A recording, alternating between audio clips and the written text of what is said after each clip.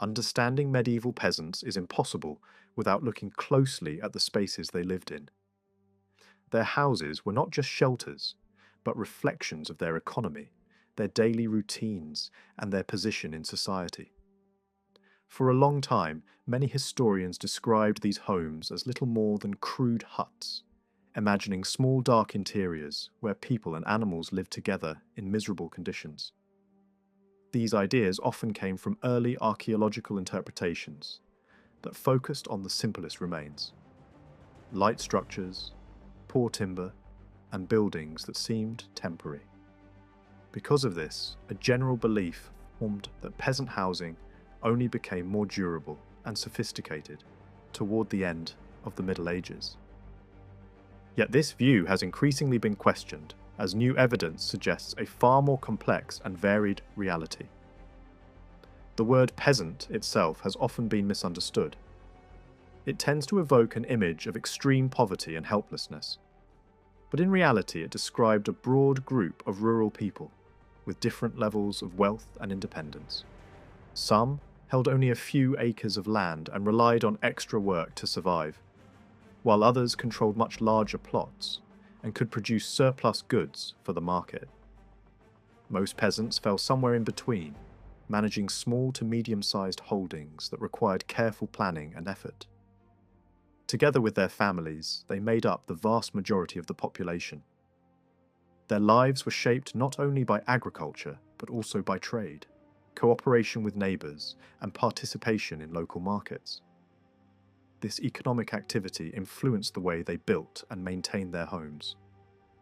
In many cases, peasants were not entirely free. A large portion of them held land under obligations that tied them to a lord, requiring labour services, rents, and restrictions on movement. Others were technically free, but often had smaller holdings and faced their own hardships. Despite these differences, both groups shared a degree of independence, as they were responsible for managing their land and making decisions about their livelihoods. Village life depended heavily on cooperation, especially in shared fields and pastures.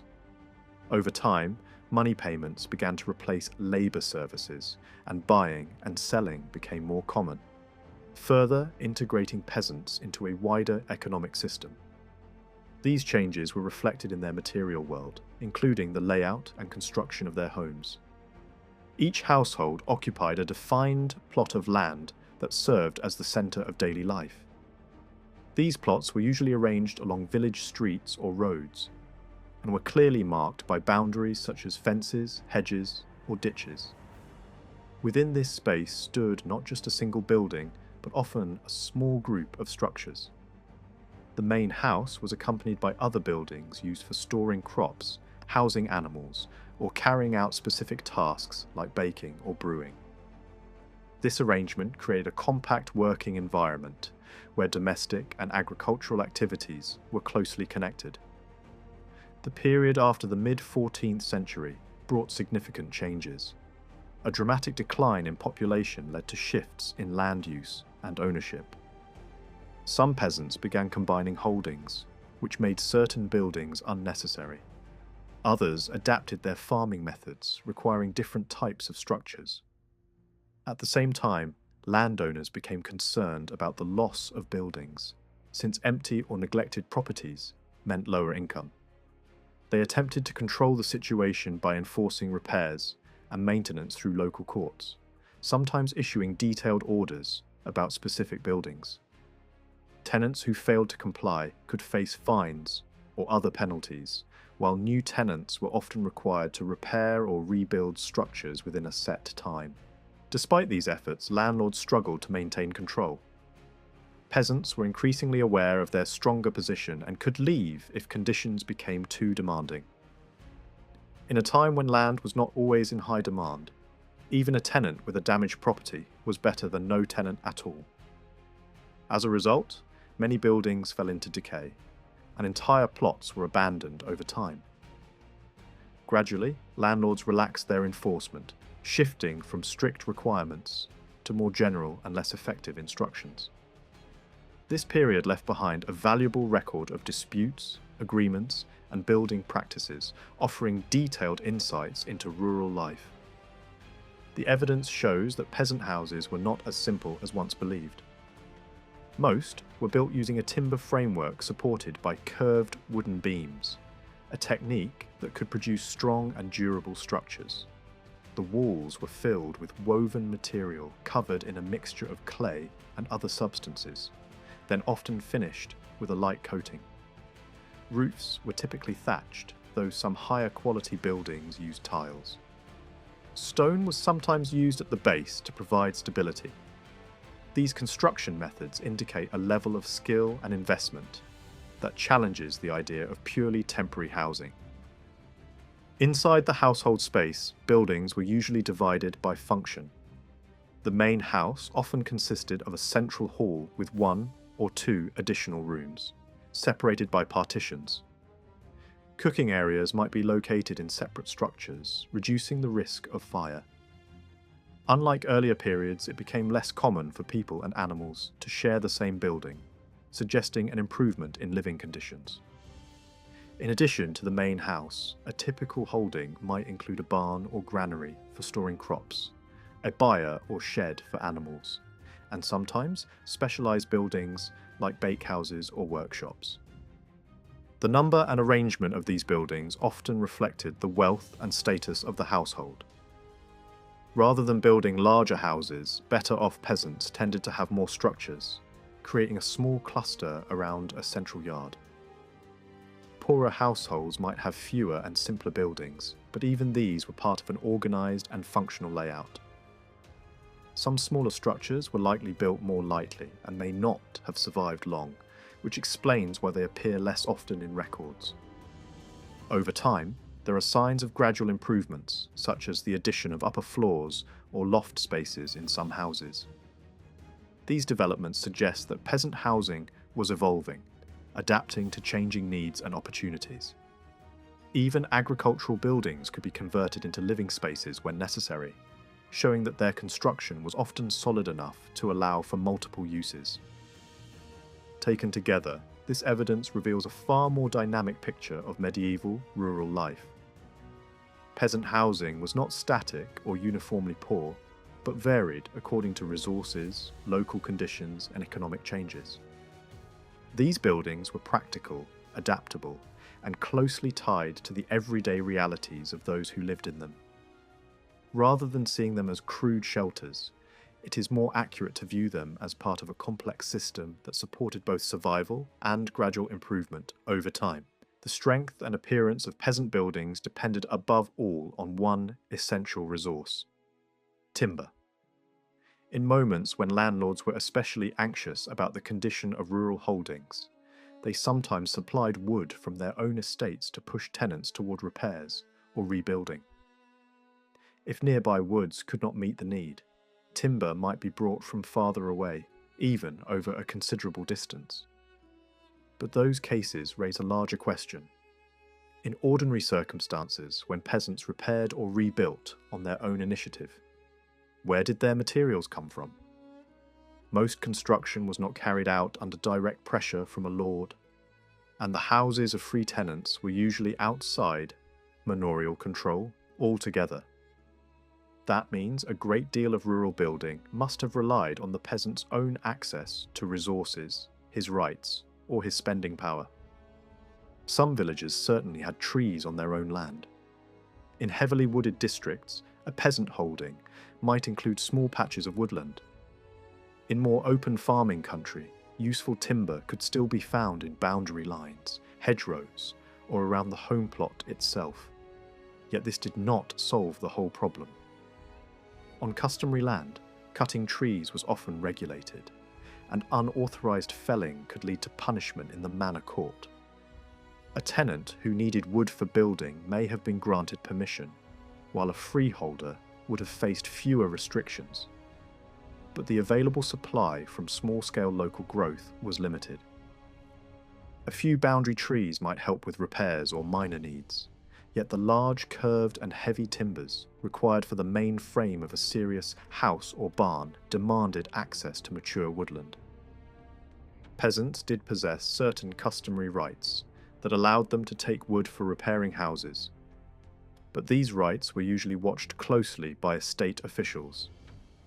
Such allowances were not likely to cover the timber needed for a full new structure.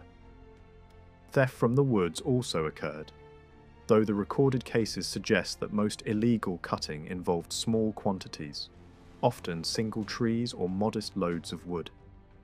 That may have helped with piecemeal repairs, but it was not enough to raise a complete new dwelling.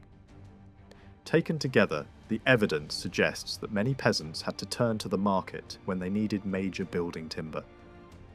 That possibility becomes even more convincing when timber prices appear in surviving records.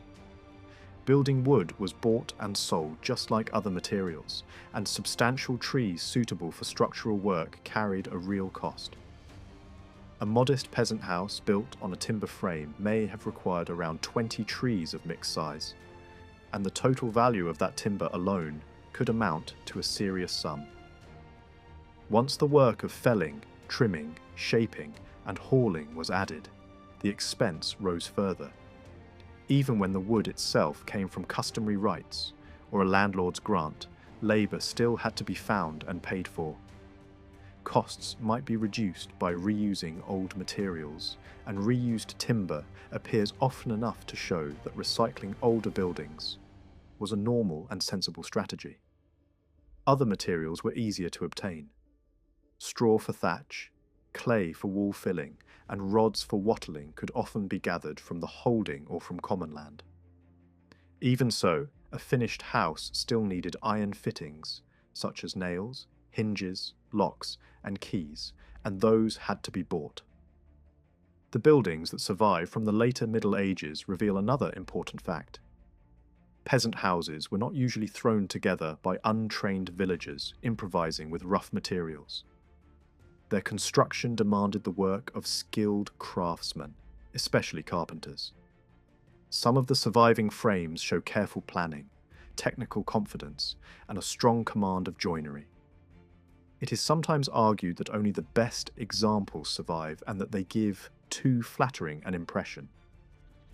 Yet written records point in the same direction. Peasants regularly hired specialist workers, and lawsuits occasionally arose when those men failed to do their jobs properly. Carpenters appear frequently enough in village life to show that they were not rare artisans reserved for elite households alone. In some communities, they were numerous, even forming a recognizable occupational group within the local population. The same is true of other trades connected with construction. Masons, thatchers, and daubers also appear in records concerning village building work. How much labour came from the peasant household itself is difficult to measure. Family members may have prepared materials, helped move supplies, or assisted in less technical parts of the process. But the evidence does not support the romantic image of the peasant house as something built almost entirely by its owner with little outside help. Farming itself demanded time and energy throughout much of the year, and the seasons were not always favourable for building.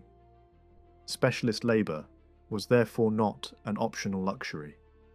It was often a practical necessity. At certain moments, especially when a timber frame had to be raised into place, neighbours may have gathered to help in a more communal spirit. But even then, the structure itself depended on professional skill. Once materials had to be bought and craftsmen hired, the obvious conclusion follows. Peasant buildings involve substantial financial commitment. The cost of a completed house or barn was far from trivial. One of the clearest signs comes from cases where landlords themselves paid to rebuild tenant structures. In one well-documented example, a dwelling house and a barn were created economically by taking apart older buildings elsewhere, moving the timbers and putting them up again on a new site. Even with this thrifty use of second-hand materials, the final cost was high. And because the surviving account did not include every finishing detail, the real total must have been higher still. If all the timber had been new, the price would have increased further. Similar records of major repairs and complete rebuilding on other estates point in the same direction. A respectable peasant building was a valuable asset, not a disposable shelter. It might be argued that landlords built to a better standard than peasants themselves, and that their expenses, therefore, tell us little about ordinary village life. There may be some truth in that, but not enough to overturn the wider pattern. In several cases, estate officials were willing to use recycled frames taken from existing tenant buildings, which implies that those older peasant-made structures were considered sound enough to serve again. The fact that timber-framed buildings could be dismantled, moved and rebuilt does not suggest weakness. On the contrary, it points to the flexibility and strength of good carpentry. Some structures were even transferred from one place to another and adapted for entirely new purposes. Frames originally used in a rural setting could become part of a commercial or industrial building elsewhere. That kind of reuse would hardly have been possible if the original work had been flimsy. If great landlords had wanted tenant housing to be dramatically superior to ordinary peasant standards, they had the means to do so. They could have used finer masonry, more elaborate finishes, glazed windows, or costly tiled roofing as a matter of course. Yet most of the evidence suggests something more practical and restrained. Estate managers were trying to preserve income from holdings in a difficult economic climate, not create model villages out of generosity or grand vision. Their aim seems to have been simple: provide buildings that were solid, serviceable, and appropriate enough to attract and keep tenants. That makes their spending a useful guide when thinking about what peasants themselves may have paid under similar conditions. There is also direct evidence from repair estimates and tenancy agreements. When abandoned or neglected holdings were inspected, local juries sometimes assigned a money value to the damage. Small sums often referred to limited work such as patching a roof, but the larger assessments are more revealing. Heavy repairs to houses, cottages or whole holdings could be valued at amounts that point toward the cost of major rebuilding, rather than casual maintenance. In cases where tenants were given cash support together with timber, or where they agreed to carry out a specified amount of construction within a fixed period, the figures again suggest that a new house or barn commonly required a serious outlay. A medium-sized rural building may have cost at least a few pounds, and more if timber had to be bought rather than obtained through rights or grants. That level of expense mattered. A few pounds represented a major economic decision in the later Middle Ages. Such sums could be compared with the yearly earnings of a skilled worker, or with the value of large numbers of livestock. Even if peasant houses were cheaper than many urban houses, they were still costly enough to demand planning, savings, negotiation, or assistance. In relation to wages and prices, these were not casual or temporary investments. They required real resources and reflected real priorities. A peasant who built or repaired a house was committing a large part of his means to that structure. The written evidence also fits remarkably well with the buildings that still survive in some regions. Across the West Midlands, for example, a number of late medieval rural houses remain standing, built with strong timber frames, low stone base walls, and 2, 3, or 4 bays. These are not isolated curiosities that belonged only to an unusually privileged minority. In villages where several survive together, they suggest the remains of what was once a much broader landscape of similar homes.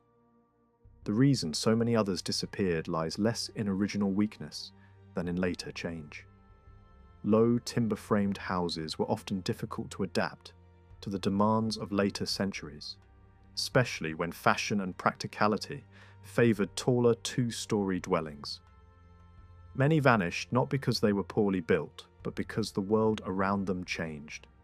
When the scattered evidence is brought together, a clear picture begins to emerge.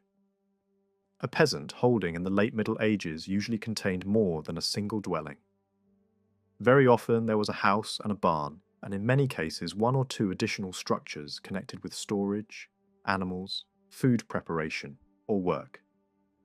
The main buildings were commonly 2 or 3 bays in size, long enough to create usable living and working space without becoming grand.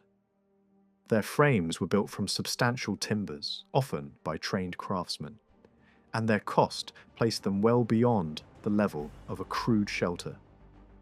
Smaller buildings on the holding may have been lighter and cheaper, but even these should not automatically be dismissed as temporary or insignificant. A broader look beyond the West Midlands strengthens rather than weakens this impression. Other regions followed different building traditions, using different walling materials, roof coverings, and framing methods, yet the basic pattern remained familiar. Peasant households commonly occupied a small complex of buildings, rather than a lone hut. Houses and barns were often of similar dimensions across regions, even where the methods of construction differed. In some places, stone was more prominent. In others, earth walling or lighter timber techniques were used. But none of this means the buildings were worthless or casually made. Local variety was real, yet so was a shared commitment to practical, durable construction. Most of the surviving written evidence for peasant housing belongs to the years after the mid-14th century, so that period naturally attracts most of the attention. At first glance, it is tempting to see those years as a turning point, a time when rural housing suddenly became better, stronger, and more sophisticated. This fits neatly with the familiar picture of the later Middle Ages as a period when many peasants, especially after the great waves of plague, found themselves in a stronger position.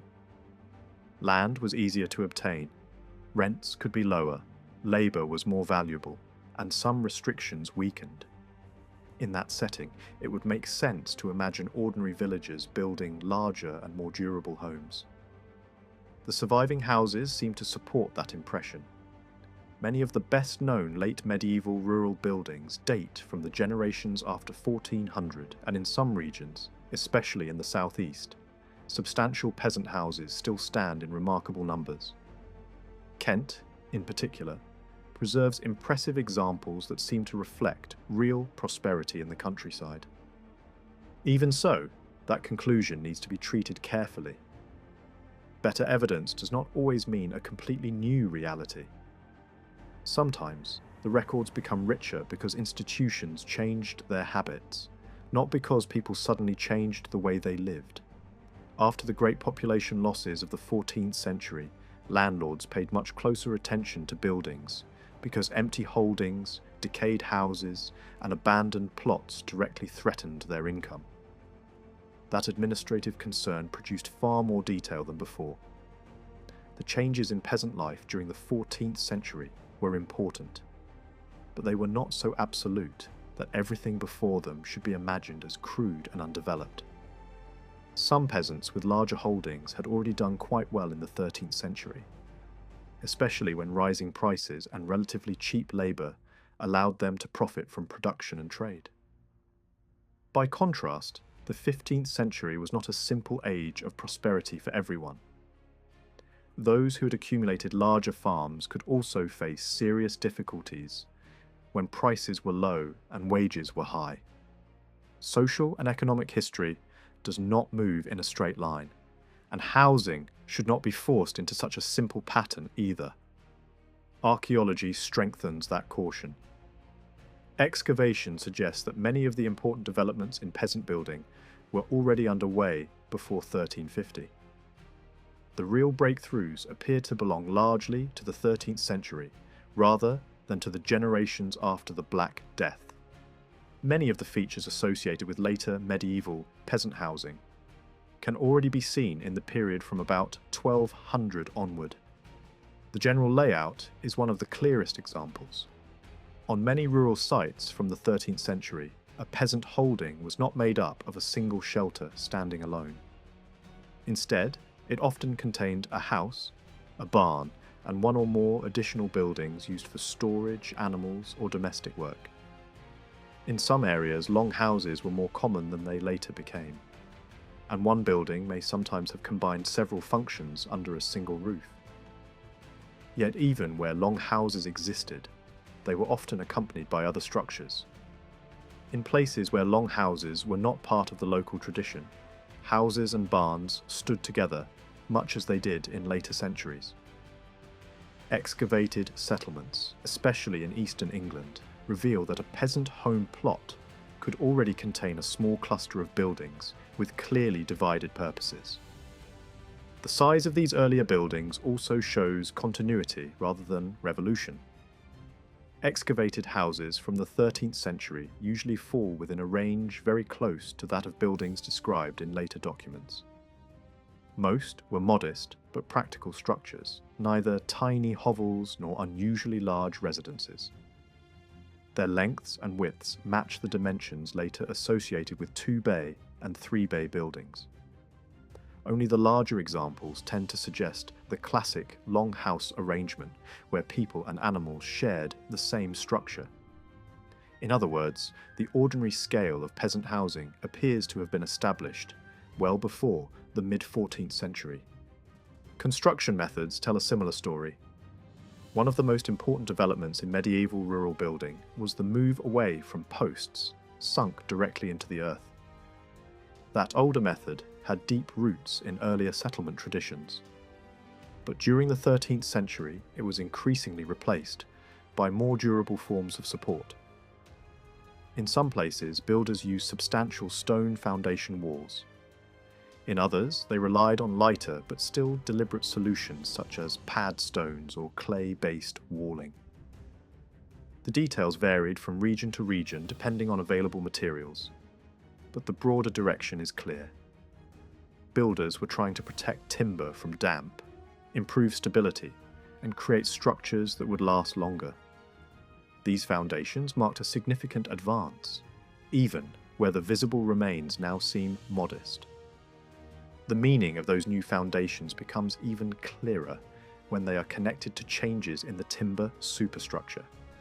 Earlier interpretations sometimes imagined low stone walls carrying a rough and simple roof, but growing attention to vernacular building has encouraged a different view.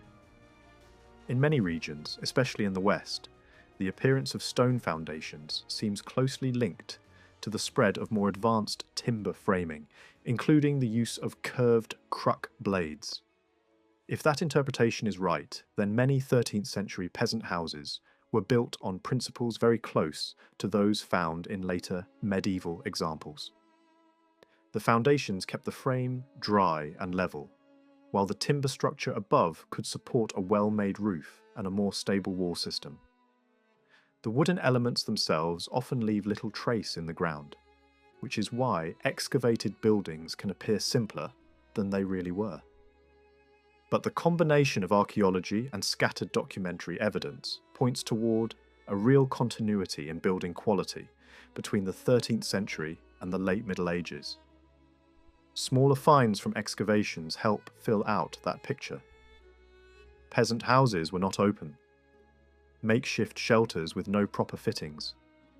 Doors could be hung on iron hinges or pivoted on stone supports. They might be secured with locks and keys. Openings could be protected with wooden shutters. Such details matter because they imply more than convenience. A door strong enough to resist intruders had to be fixed into a solid frame, and that frame had to belong to a structure with real strength. References from the late 13th century to houses equipped with multiple doors and windows suggest internal division, controlled access, and a level of carpentry that fits poorly with the old image of the peasant hut. If the structures were more advanced, the labour behind them must also have been more skilled. There is some evidence that peasants and their neighbours once played a direct part in construction, under older, self-help arrangements. In those systems, villagers might carry timber, prepare walling, or cooperate under the Lord's direction when repairs were needed. That tradition probably survived in some form for a long time. Yet even in the 13th century, rural society was already moving toward greater specialisation. The spread of occupational surnames offers one clue. Names connected with carpentry became common enough to suggest that woodworkers were no rarity. A rural county could contain many dozens, perhaps hundreds, of men whose trade involved timber construction. Such numbers only make sense if their work extended far beyond castles, monasteries, and manor houses. Peasant households must have formed a significant part of their market. This matters because it changes the way peasant housing should be imagined. Once specialist carpenters entered the picture, the notion of villagers building everything for themselves, with little technical guidance, becomes far less convincing.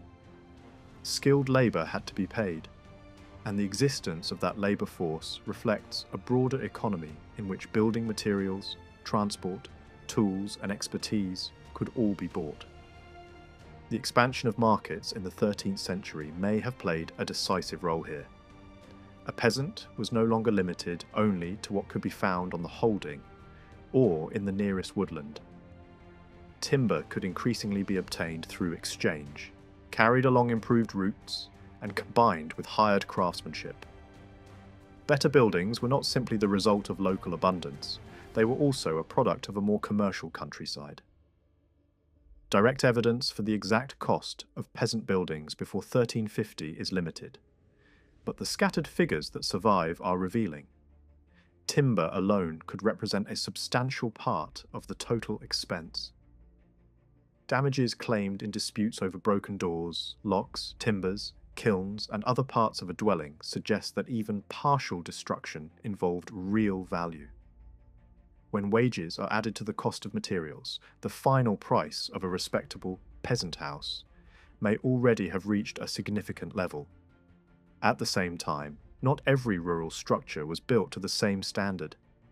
Some cottages erected for estate servants seem to have been much cheaper than the houses of established peasant households. That difference is important. It suggests a spectrum of quality shaped by status, function, and resources. The poorest buildings certainly existed, but they should not be treated as representative of the whole rural population. One of the strongest objections to the idea of substantial early peasant housing comes from survival itself. If so many 13th century houses were well built, why are so few still standing? At first sight, that seems like a powerful argument.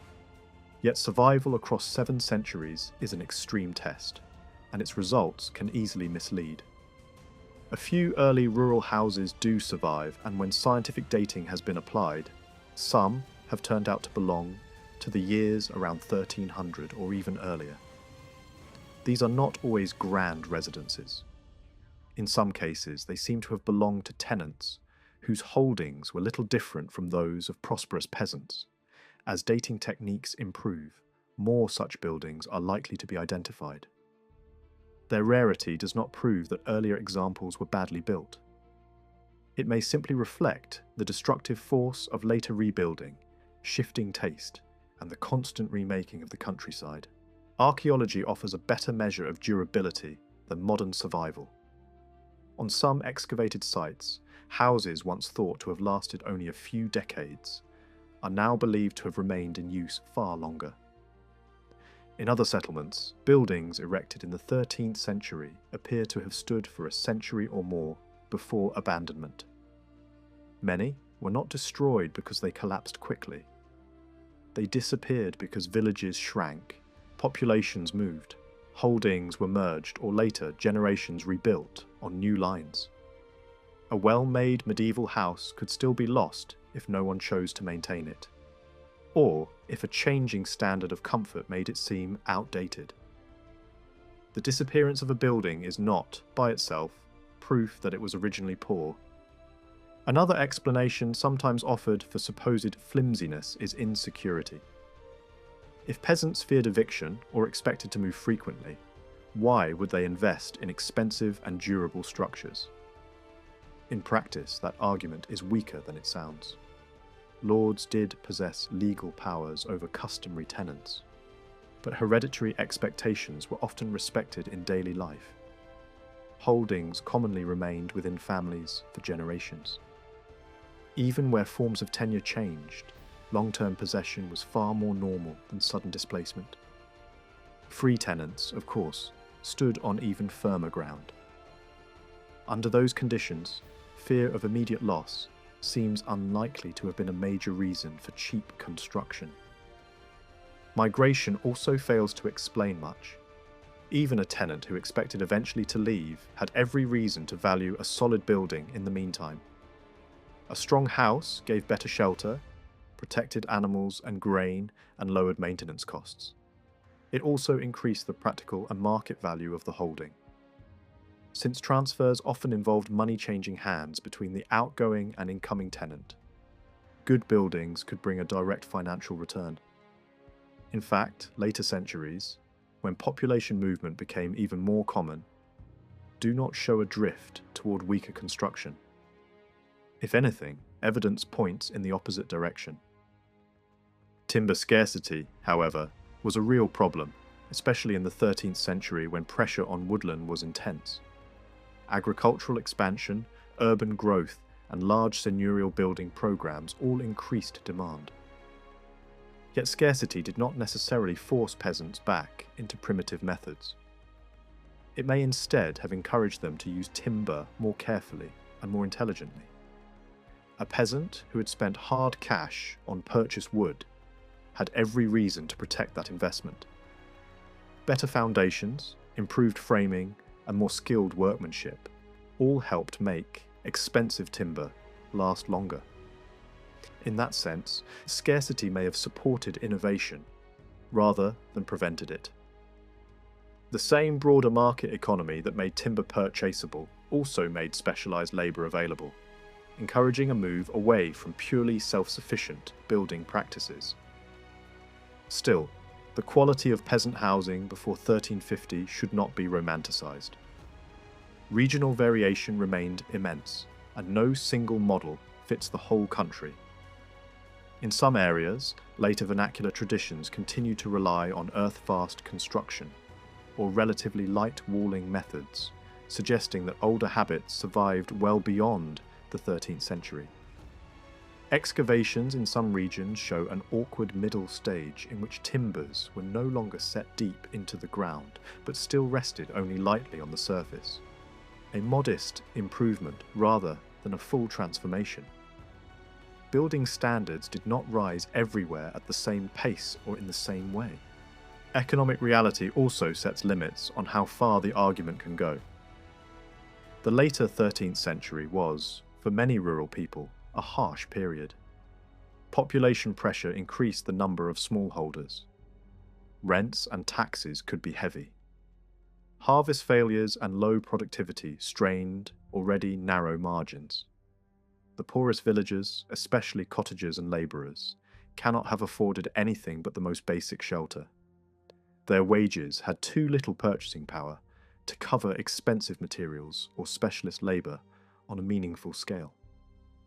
Even families with more substantial holdings were vulnerable to entry fines, customary payments, and other demands imposed by lords at moments when seigneurial power was strongest.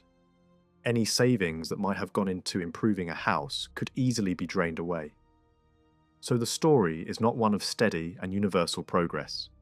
It is more uneven, more regional, and more closely tied to shifting economic conditions. Yet, the older image of the medieval peasant home as little more than a temporary hut no longer holds. By the 13th century, many peasant households were already living in buildings that showed planning, investment, and increasing technical competence. The period after 1350 did not create that world from nothing.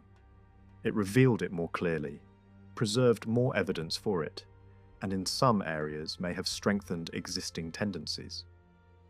The real history of peasant housing is therefore not a sudden leap from primitive shelter to proper house, but a longer and more complicated process in which improvement, continuity, poverty, and adaptation all existed side by side. By the later Middle Ages, wage labour had become a central part of life in England.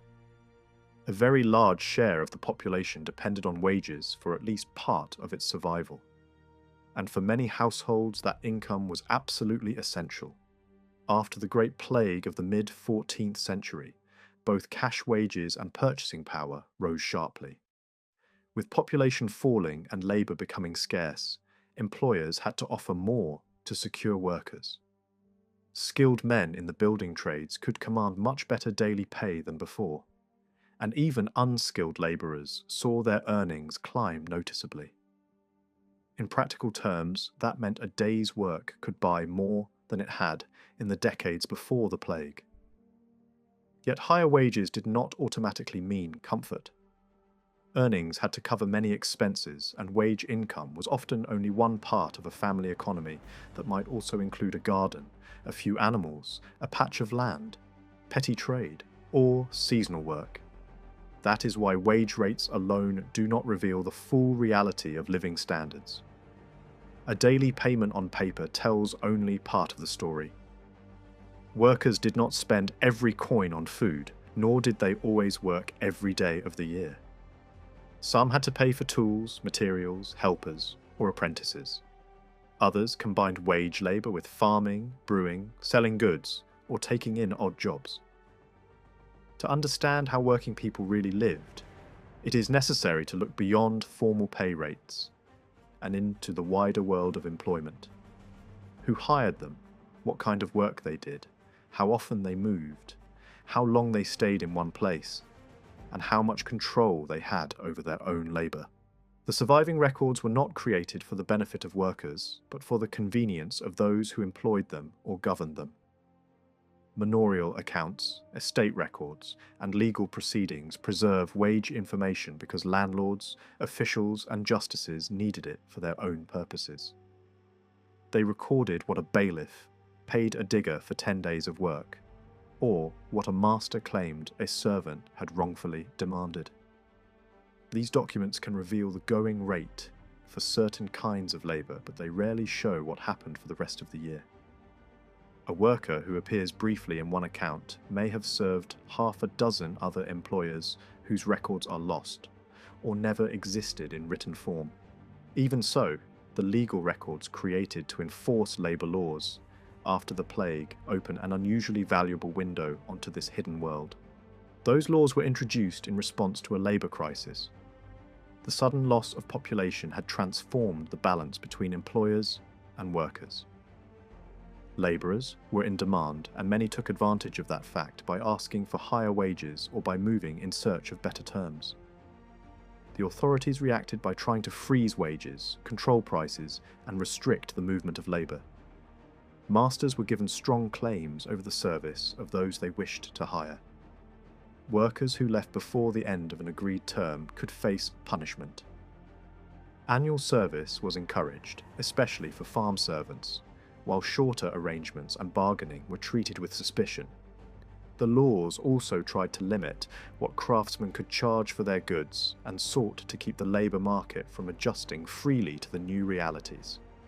The cases that survive from these prosecutions are especially revealing because they show not simply what lawmakers wanted, but where ordinary people resisted. Some workers were accused of taking excessive wages. Others were charged with leaving service early, changing occupations, travelling without permission, or accepting employment outside the approved terms. At first glance, these records may seem like a narrow collection of legal disputes. In fact, they reveal a much broader picture of working life. They show how varied the labouring population was, how fluid employment could be, and how difficult it was for authorities to force the workforce into fixed patterns. Of course, these sources must be handled with care. They do not provide a balanced picture of all wage earners. They record only the minority of cases that came to official attention, and even those were filtered through the interests of local elites. Landowners, gentry, and officials often had a direct interest in keeping wages down while still securing enough labour for their own needs. They were unlikely to enforce the law impartially. A justice might condemn high wages in principle while privately offering enough to attract workers away from a rival. A village constable might ignore some offences and pursue others. Personal grudges, local politics, and the ambitions of the better off all shaped which cases reached the courts. Yet precisely because so many different pressures influenced the process, The records include workers from many trades, regions, and social settings. One of the clearest lessons from this material is that medieval workers often lived in a world of remarkable occupational variety. Rural society was not divided neatly between farmers on one side and craftsmen on the other. In many parts of the country, people moved in and out of different forms of labour as opportunity demanded. Lists of offenders reveal communities where spinning, weaving, brewing, tailoring, leatherwork, fishing, building, carrying, threshing, mowing, and general labour all existed side by side. This diversity was especially striking in districts where pastoral farming, cloth production, or local marketing encouraged a mixed economy.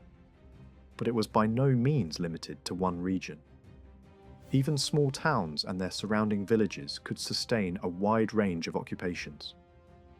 The records also show that women were deeply involved in this labouring world. In some areas, they made up a substantial portion of those accused under wage and price regulations. Their presence was especially visible in spinning, brewing, and food-related trades. But they also appear in weaving and in more general labour. This matters because it reminds us that household survival depended on more than male earnings alone. Many women, whether single or married, contributed directly to family income. In some cases, they supported themselves. In others, they added crucial cash to the household budget. The repeated appearance of women in cases involving retailing and wage work suggests that many families combined several small streams of income in order to get by. Another striking feature of the labour force was its flexibility. Workers were not always tied to one craft for life, or even for a single year. The same person might reap in harvest, thresh in winter, fish when the season allowed, and take on building work or carrying in between. Some legal records even describe individuals by multiple occupations, reflecting the fact that they could move between tasks according to the calendar, the weather, and the state of demand. This was not simply an oddity of record keeping. It reflects an economy in which many forms of labour were seasonal, and survival depended on being adaptable. Agriculture itself encouraged this kind of shifting. Large numbers of workers were needed at certain moments, especially for haymaking, harvest, and threshing, but not always for the whole year. Even full-time farm servants, hired on annual agreements, had to turn from one task to another as the seasons changed. A ploughman might also mow, cart, thresh, or help with animal care. Yet much of the peak demand for labour was met by short-term hands, many of whom had other occupations for the rest of the year.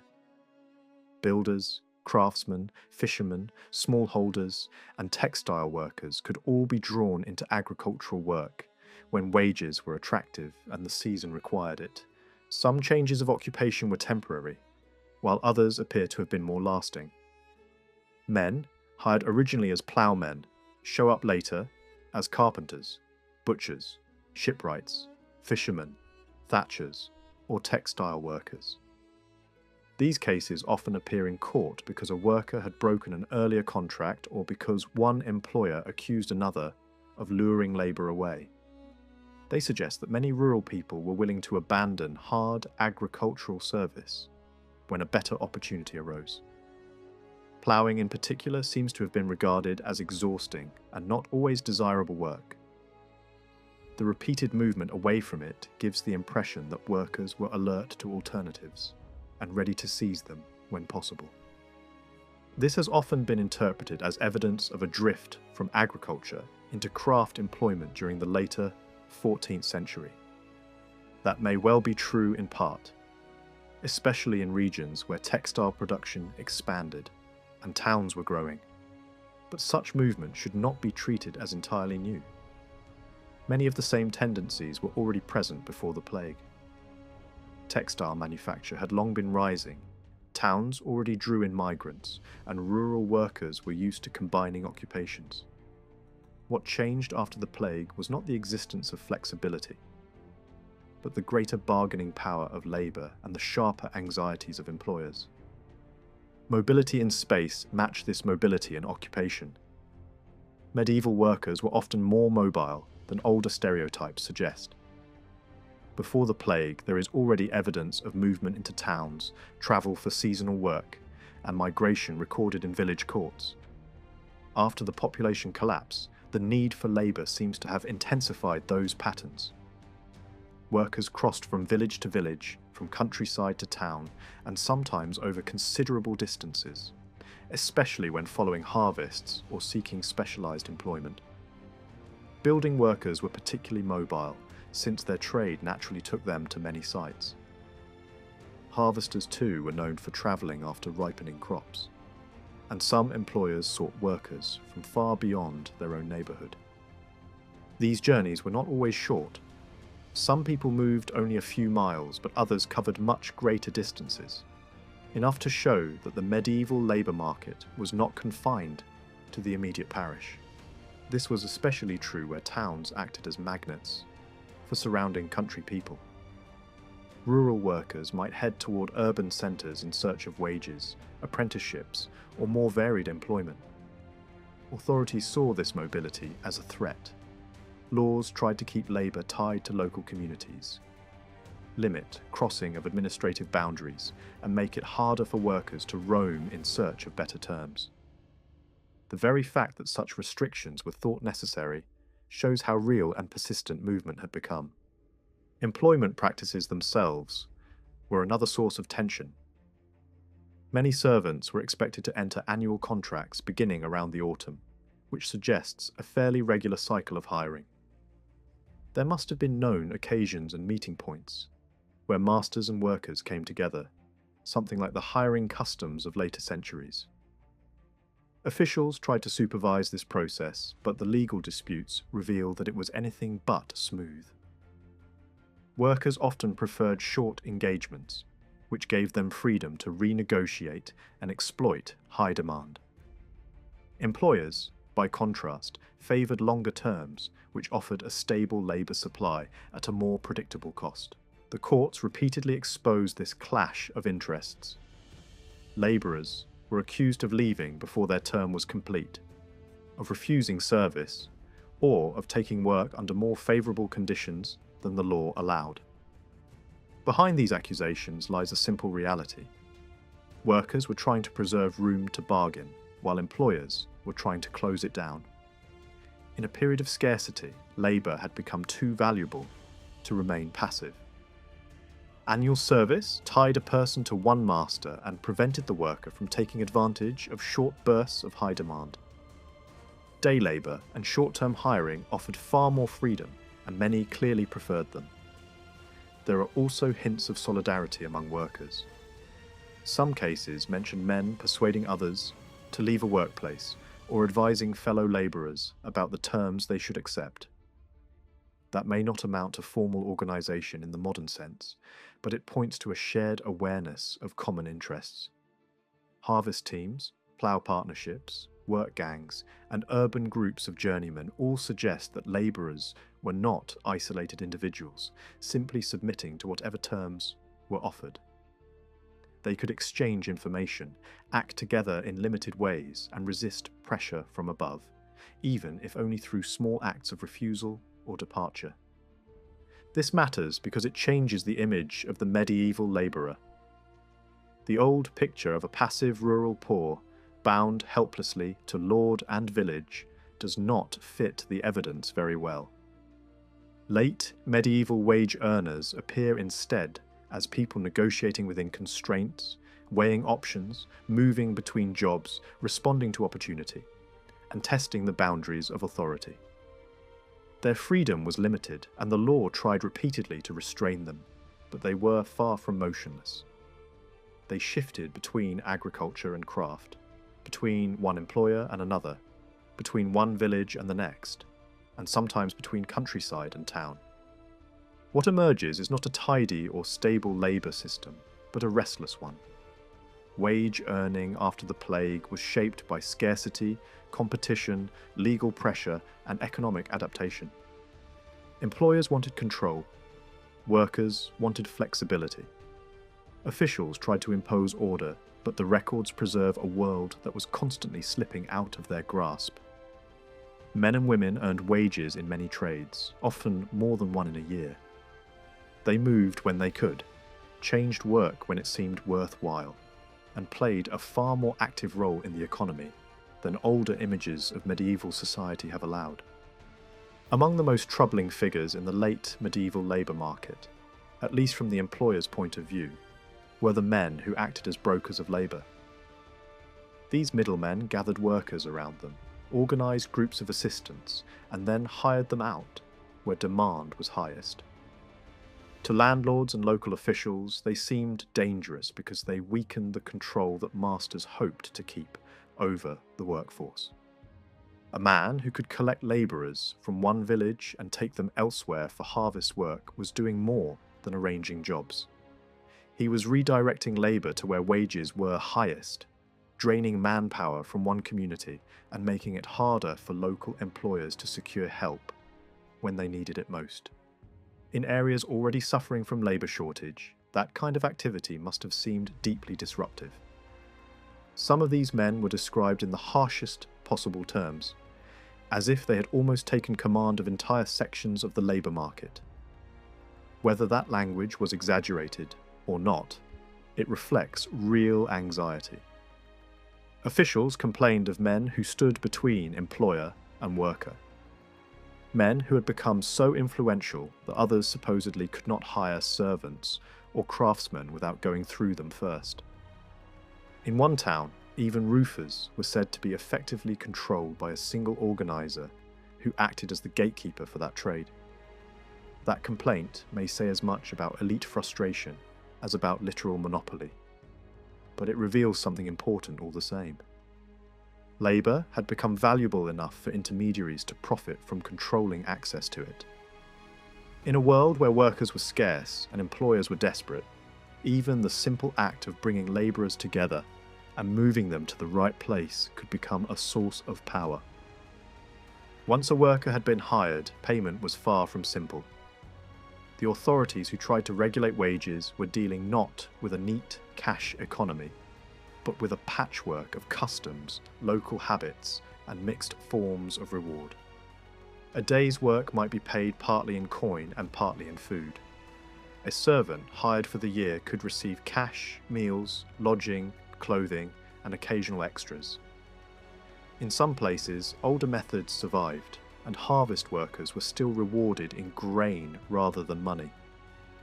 All of this made enforcement difficult, because the real value of employment could not be measured by looking at cash alone. A low sum in silver might be paired with generous meals or lodging, while a higher cash payment might come with very little else.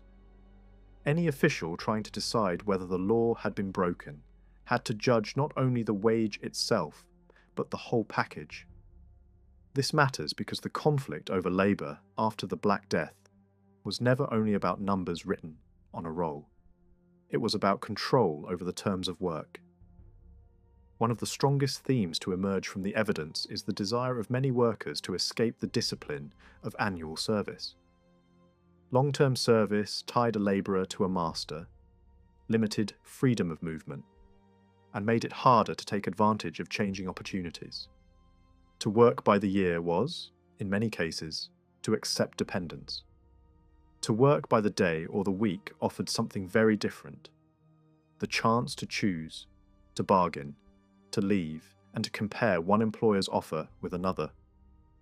That freedom mattered, and workers seem to have valued it greatly. To employers and officials, however, that same freedom looked like disorder. A labourer who refused annual service and wandered from job to job could easily be described as idle, unruly, or morally suspect. Legal language often paints these people in dark colours, calling them vagabonds, disturbers of the peace, or willful shirkers. But behind that hostile tone lies a more revealing truth. Many workers were not refusing labour at all. They were refusing to surrender control over when, where, and for whom they worked. A man accused of idleness may simply have been waiting for better terms. A woman condemned for serving only at her own will was, in effect, insisting on her right to decide how her labour would be used. The moral outrage of juries and officials tells its own story.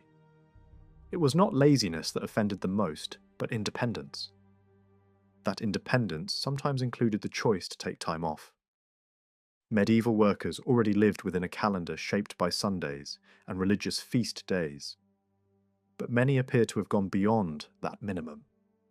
Some clearly used the opportunities of a favourable labour market to enjoy more leisure than employers thought proper. A few cases preserve unusually vivid glimpses of this. One man was accused of refusing service altogether and spending his time in taverns and games instead. Another claimed illness as an excuse for avoiding long contracts, while local jurors insisted that he simply preferred the higher rewards of daily work.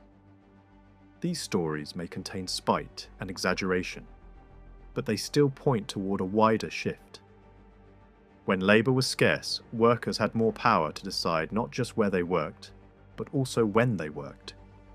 Short-term employment was therefore attractive in more than one sense. It allowed higher pay, greater movement, and more personal control. Yet many of the jobs available were short by their nature, and not merely because workers preferred them that way.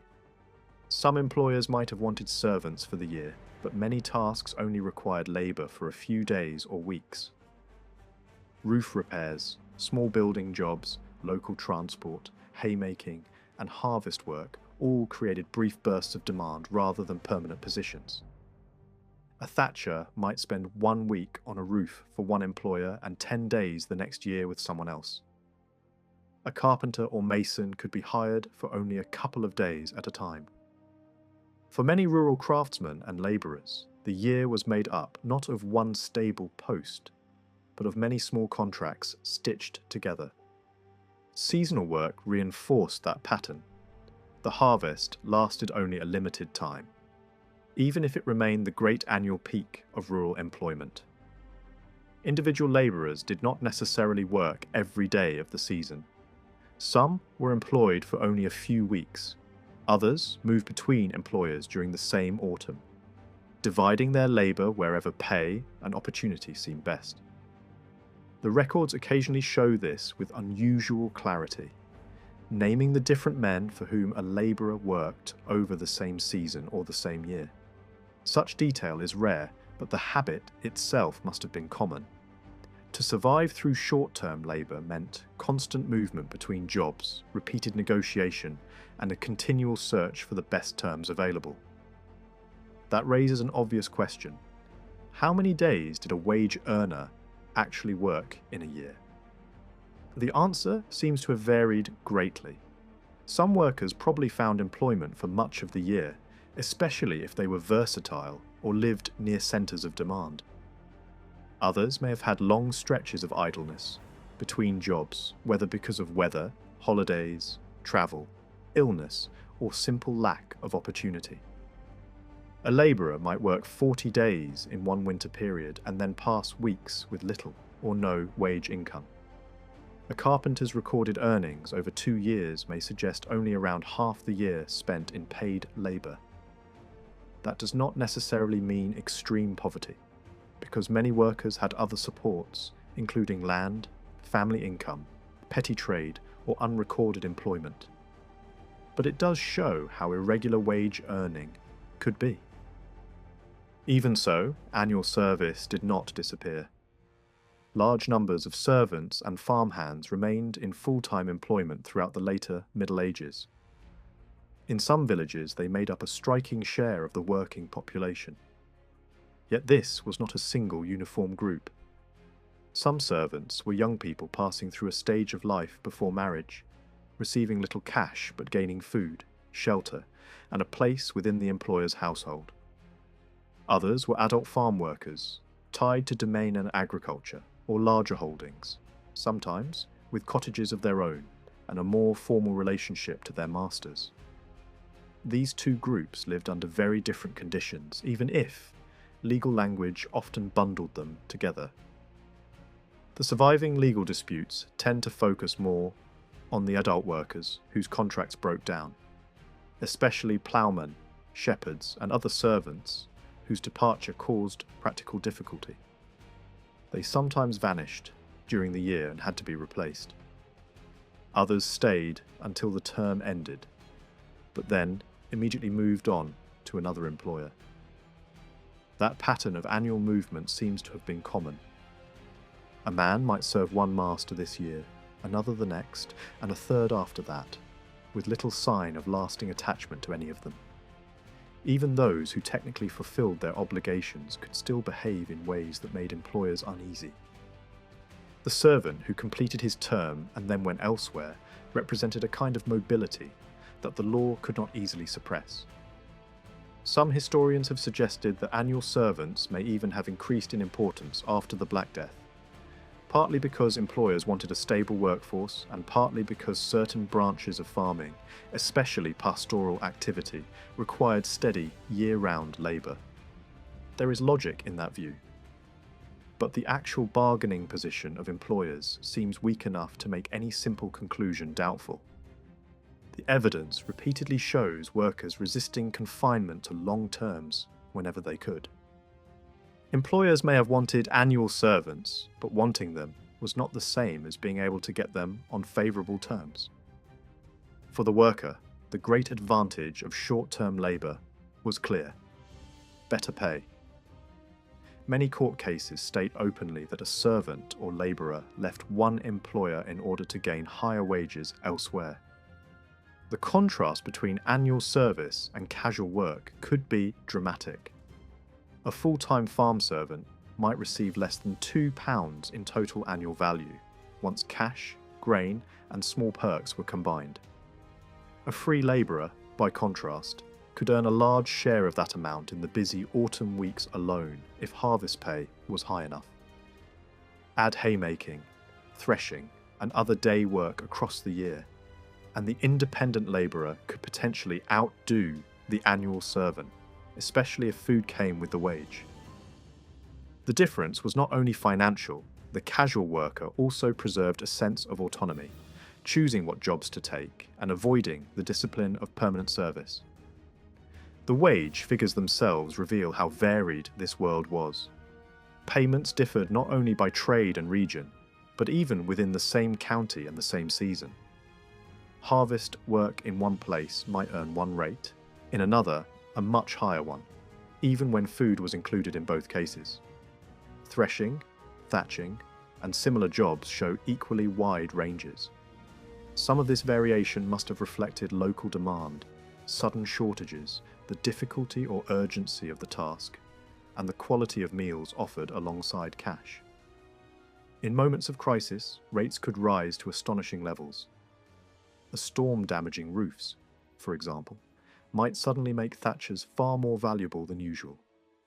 Under those conditions, it paid a worker to travel, compare offers, and take advantage of local emergencies.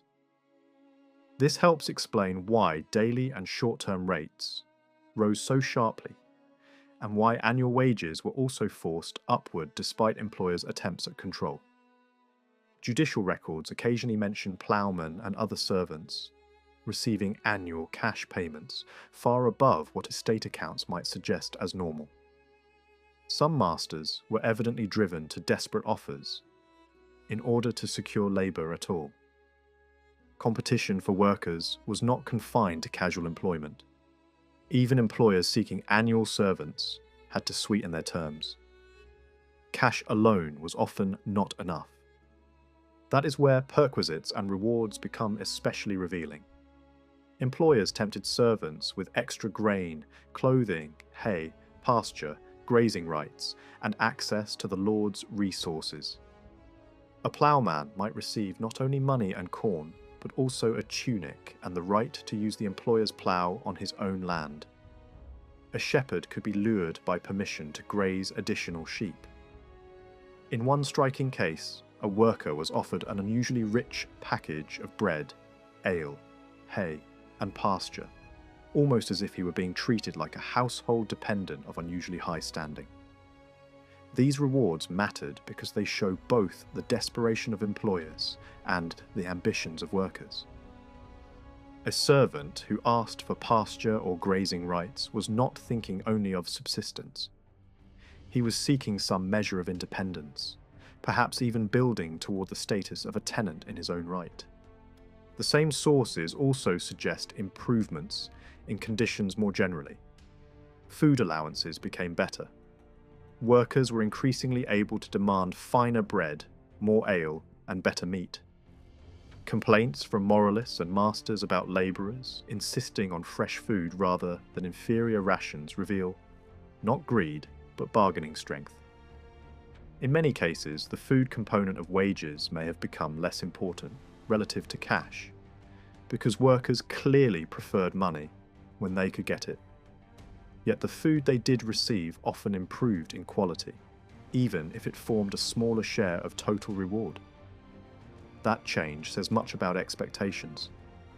Labourers were no longer willing to accept whatever an employer chose to provide. The rhythm of work itself also became more contested.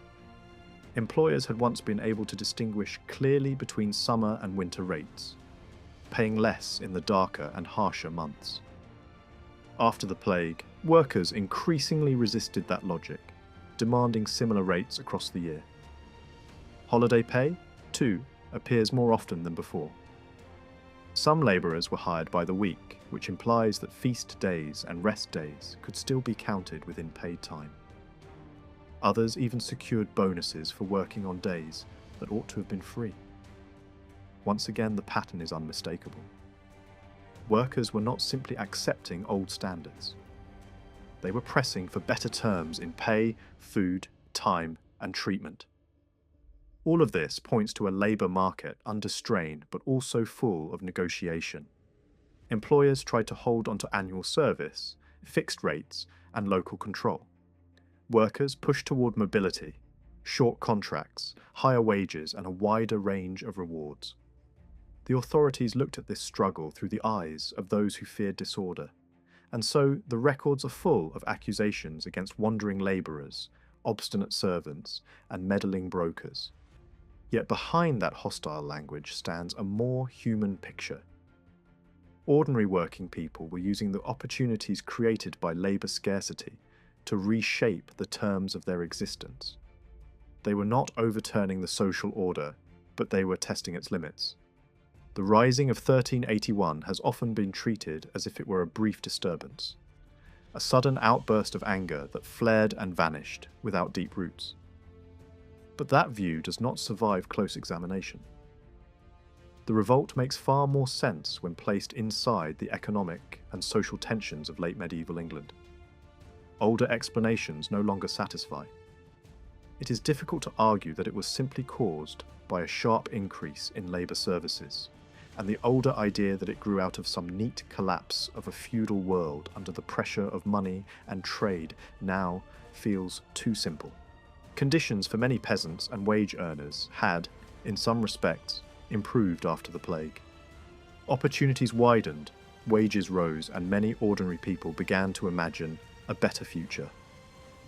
That is precisely what makes the revolt more understandable. It was not necessarily born from pure misery, but from expectations that had grown and then collided with limits that still remained firmly in place. To understand the rebellion properly, it is necessary to look closely at the people who joined it, and at the world they were living in before the uprising began. The revolt was not only a political drama in London, though that is where the most famous scenes unfolded. It was also a rural movement that spread through a remarkable number of villages.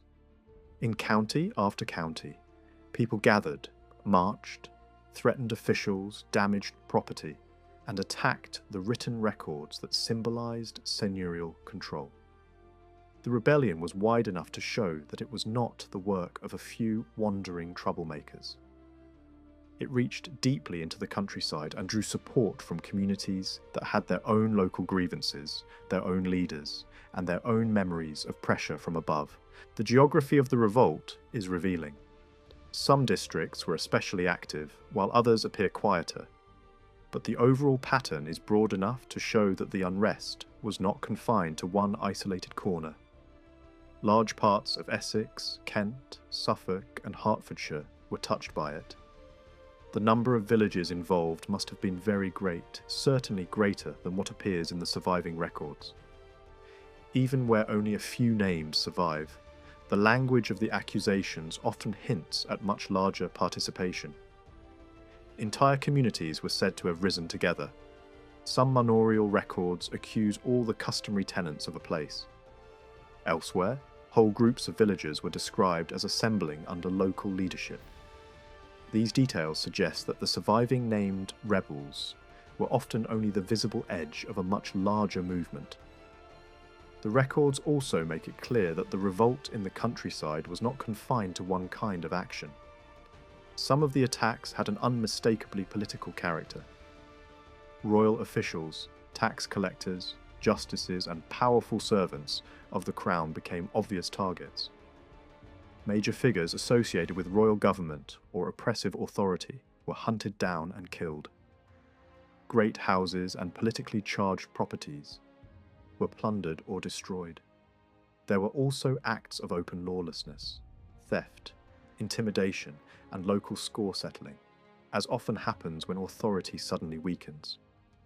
But alongside these stood a more social and economic rebellion, directed against landlords and the structures of lordship. That deeper side of the revolt becomes especially visible in the attack on records.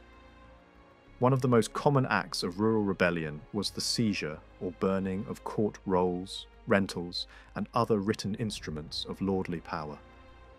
These documents mattered because they preserved obligations.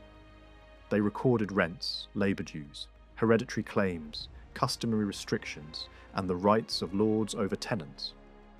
To destroy them was not random vandalism, it was an attack on memory, authority, and control. In many villages, the burning of records was accompanied by direct action against seigneurial property. Timber was cut and taken, hay, animals, tools, and stores were seized. Domain land was invaded by tenants' livestock. Wood was carried off from manorial resources. At some places, enclosed land was occupied in a manner that suggests the rebels believed it ought to have been common. Elsewhere, rents and services were openly withheld. These were not symbolic gestures alone. They show peasants testing what life might look like if lordship could be stripped of its force. There were smaller but equally telling signs of rebellion. People refused office. They rejected responsibilities that tied them into the machinery of local government. They resisted the authority of manorial courts. Officials were threatened, challenged, and in some cases, physically attacked. Some court sessions seem to have collapsed under the pressure of the moment, interrupted by direct defiance from men who, under ordinary conditions, would have been expected to obey. This matters because it shows that the revolt was not only an explosion in the streets of London. It also involved a breakdown in the everyday rituals through which lordship and local discipline normally operated. Serious violence against landlords themselves appears to have been less common than violence against officials, documents, and property. That distinction is important. It suggests that the revolt was not simply a blind attack on persons of rank, but a more focused assault on the institutions and practices that made authority real in village life.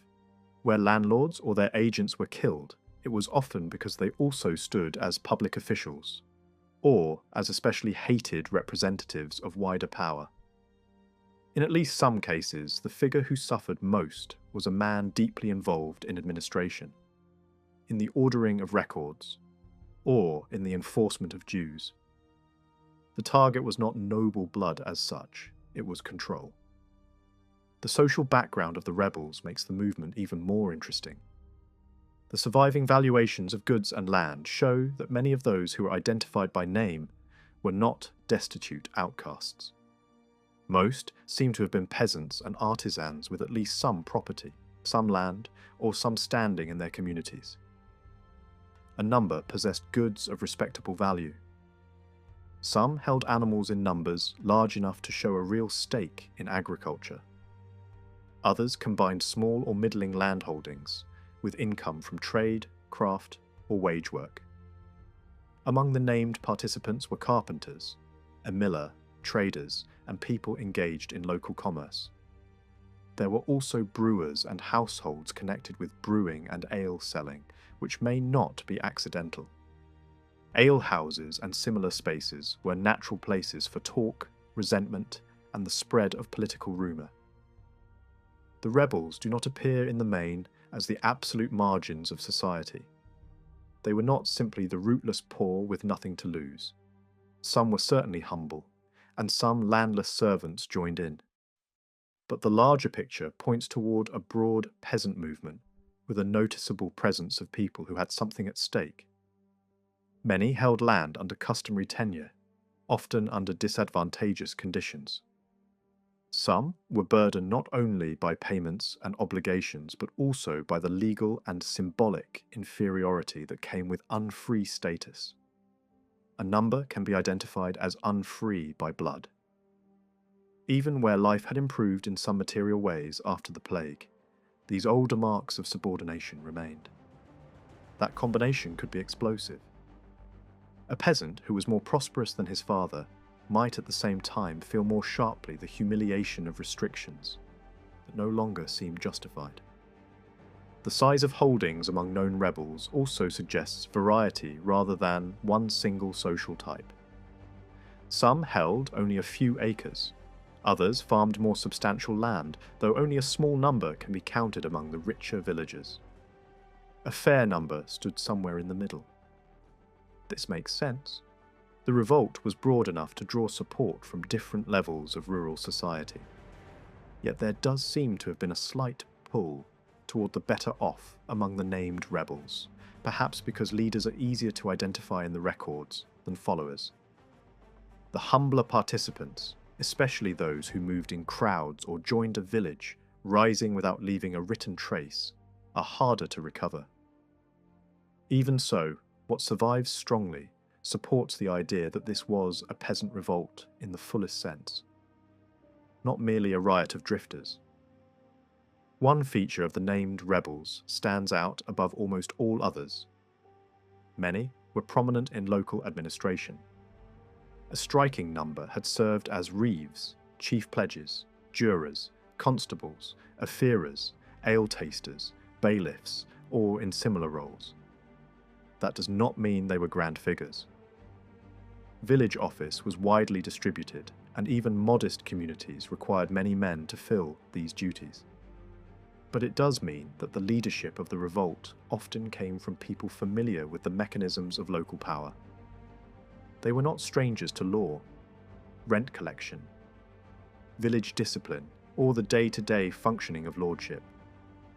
In ordinary years, they had helped run the very system they now turned against. That fact is crucial. It suggests that the revolt was not led by the ignorant or the politically naive. Many of these men were mature, experienced, and rooted in their villages. A large proportion seemed to have been around middle age. Some came from families long established in the same communities.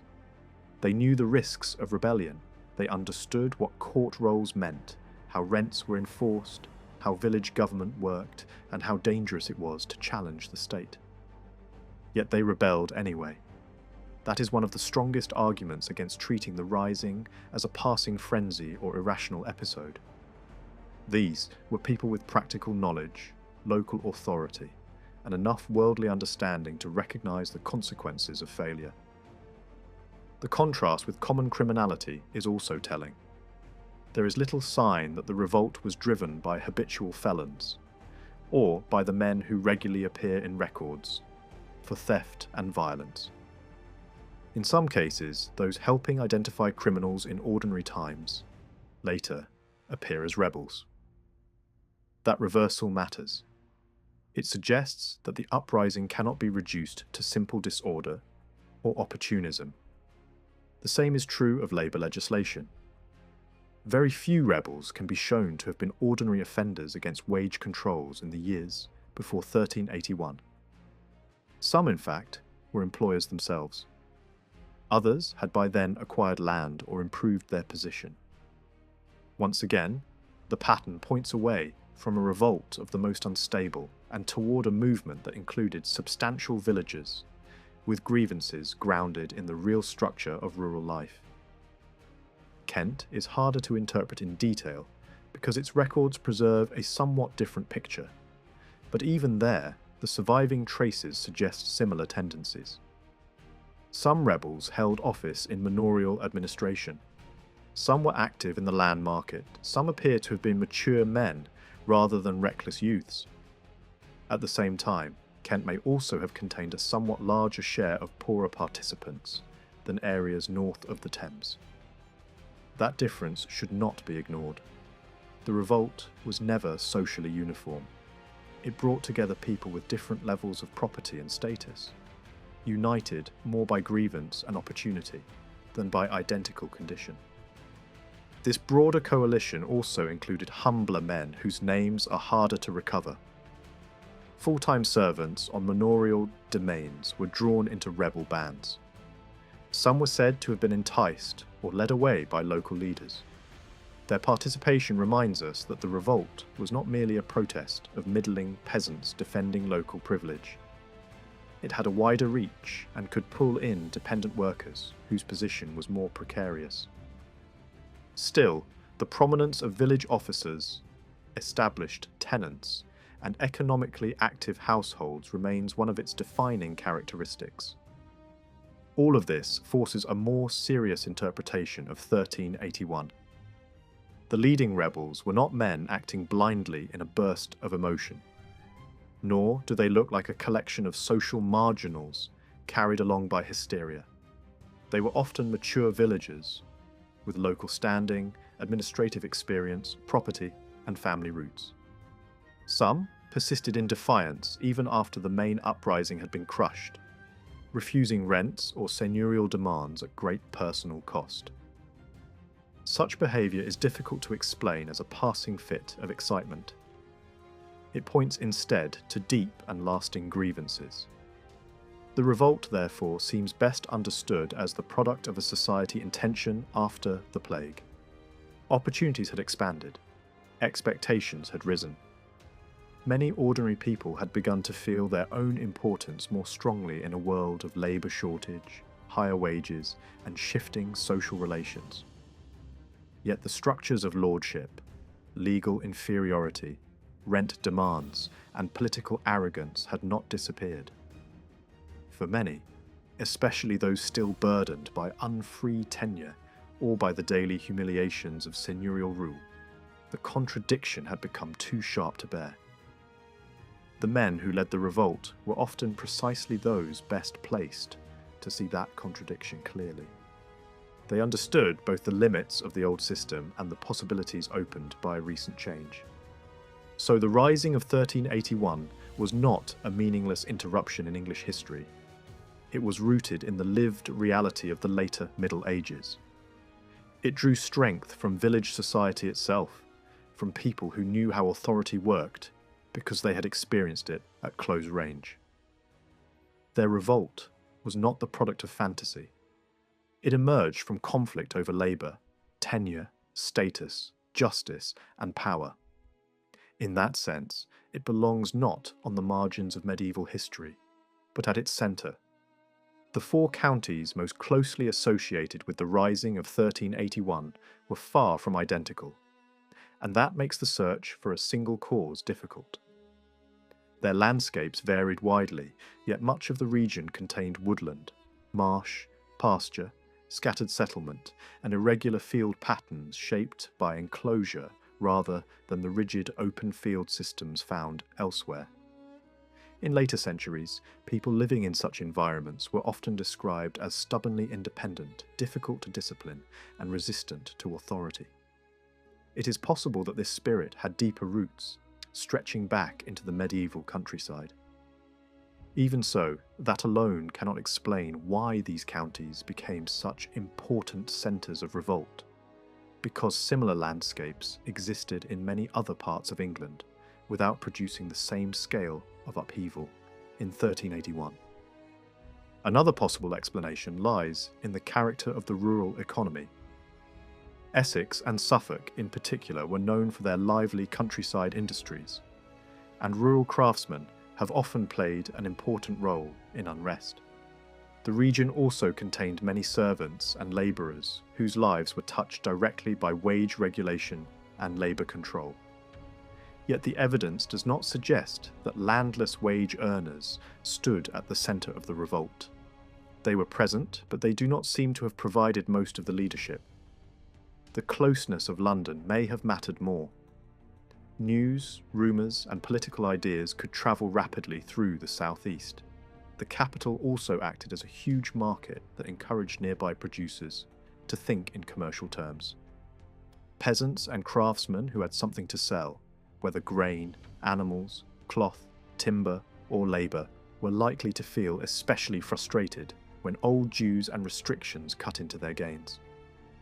A region more deeply connected to markets may also have been more sharply aware of the limits that lordship still imposed.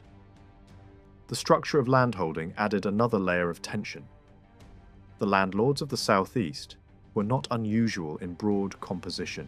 They included bishops, abbeys, monasteries, magnates and local gentry, much like elsewhere in England. What made the region distinctive was the mixed nature of peasant tenure. Kent stood apart because it was free from the normal burden of serfdom and many of the restrictions tied to customary tenure. In Essex, Hertfordshire and Suffolk, free tenants were common, yet many manors still contained large numbers of customary tenants, and most lords retained at least some serfs by blood. That combination may have sharpened awareness of inequality. A customary tenant living beside free neighbours could hardly fail to notice the disadvantages of his own condition. In Kent, where tenants enjoyed greater freedom, even limited lordly interference may have felt more offensive precisely because people were used to better treatment. Before the Black Death, one of the most striking features of rural society in much of the southeast was the small size of peasant holdings.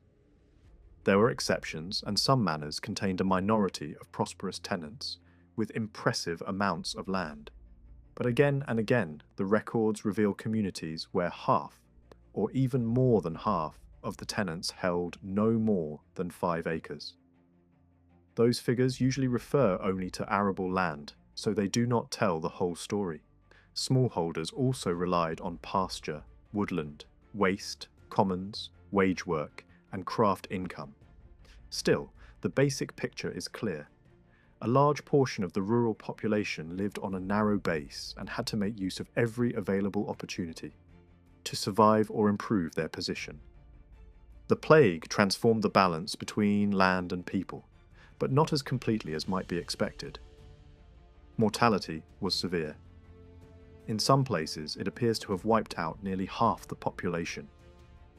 Yet the decades that followed did not produce a simple world of large farms and abandoned villages. Vacant holdings were often taken up through inheritance or absorbed by survivors, and some landless workers moved into the ranks of tenants. A servant could step into a lease and become a holder of land. Demesne land leased out by lords also created opportunities for peasants to expand, but these changes remained limited. Smallholders still formed a very large part of rural society by the time of the revolt. Even after the shock of the plague, many customary holdings remained tiny. That continuity matters because it shows that the social base of the countryside had not been swept away. The revolt took place in a world where modest tenants still dominated numerically. At the same time, there are signs that peasant fortunes were improving in certain ways. Smallholders could benefit from higher wages. Livestock ownership seems to have expanded. Flocks and herds mentioned in late 14th century records often look larger than those of earlier generations. Land itself retained high value, and peasants sometimes paid strikingly large sums to one another for holdings. That suggests access to ready cash. Court disputes reveal active trade in grain, wool, cheese, animals, and timber, sometimes in quantities that imply more than subsistence production. The evidence is fragmentary, and it would be dangerous to describe the whole countryside as flourishing. But the general movement seems to have favoured peasants more than landlords. For landlords, the period was much less comfortable. Their problems had begun before the plague, but the collapse in population deepened them. Direct management of domains had long depended on wage labour, and labour now became scarcer and more expensive. Rising wages ate into profits. Some lords began leasing out whole domains or parcels of them, but many still clung to direct management at the time of the revolt. They were trying to preserve old sources of income in a changing world, and the growing assertiveness of peasants and workers must have made that effort feel all the more threatening. Literary complaints from the later 14th century, together with wage laws and attempts to regulate consumption, reveal a ruling class irritated by the social changes taking place below it. Lords could see peasants earning more, buying more, and behaving with greater independence. It is not surprising that they looked for ways to capture part of that gain. One of the most powerful tools still available to them was control over the unfree. Serfdom remained one of the strongest forms of social domination left in the later medieval countryside. Before the plague, court rolls regularly show serfs paying marriage fines, seeking permission to leave, or being treated as people whose movement and choices could be controlled. In at least some cases, the lord seems able to decide which unfree person should take up a vacant holding, as though human beings themselves were part of the equipment of the manor. After the plague, these powers did not disappear. Marriage fines continued to be demanded, and in some places they seem to have been levied, as often as before, or even more often. The sums were not always fixed, and could rise sharply. The mobility of serfs became an even more sensitive issue after the plague. Labour shortage made every departure more significant. Lords could grant permission to leave, but often attached conditions to it. A departing serf might have to pay a substantial fine, or a regular annual due, or promise to return periodically. A servile woman might be forbidden to marry without license even after leaving. Relatives could be pressured to produce absentees in court. Oaths were imposed. Men who had left and returned could be forced to swear obedience and promise service whenever called upon. This was not simply about legal theory, it was about labour, authority, and value. In a world where workers were harder to obtain, an unfree tenant represented a resource that lords were unwilling to lose. That concern sometimes led to arrangements that looked very much like an attempt to turn legal subordination into labour control. A departing serf might be allowed to live elsewhere only on condition that he return for harvest work. A servile girl might be released only if she remained available whenever the lord wished to employ her. On some manors, labourers for the domain were selected in court and made to swear oaths. Since such people were often drawn from the unfree, the lord's power over blood status became a means of securing workers. There are even cases where another employer had to pay to obtain the services of one of the lord's unfree people. Families could also be used to discipline labour. If a servant broke his contract and later returned to his kin, those relatives might be punished for receiving him. Such practices strongly suggest an effort to turn old servile authority into a new instrument for controlling scarce labour. Something similar can be seen in agreements made with people who were not technically serfs. Land was granted to labourers on terms that tied them to permanent service. A cottage and an acre might be given for life on condition that the holder serve as a common labourer for the whole of his days. A few acres could be leased only as long as the tenant remained in the lord's service. Another labourer might promise to serve for what was called a just wage, in circumstances where that phrase probably meant a wage lower than the market would otherwise provide.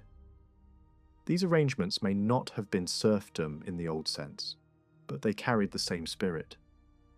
They sought to bind labour to the estate at a moment when the labour market was moving in the opposite direction. Customary tenants who were not serfs still faced a range of burdens that had been shaped in earlier centuries under very different economic conditions. Some holdings were beginning to be let on shorter leases with mainly cash rents and fewer labour obligations. But this was still a minority pattern on many manors. More traditional customary tenures continued to dominate much of the countryside. Formal labour services had often been reduced or commuted, yet seasonal work and boon services were still expected. In Kent, where labour obligations had never been especially heavy, tenants could still be called on for service in the late 14th century, with only limited scope for commutation.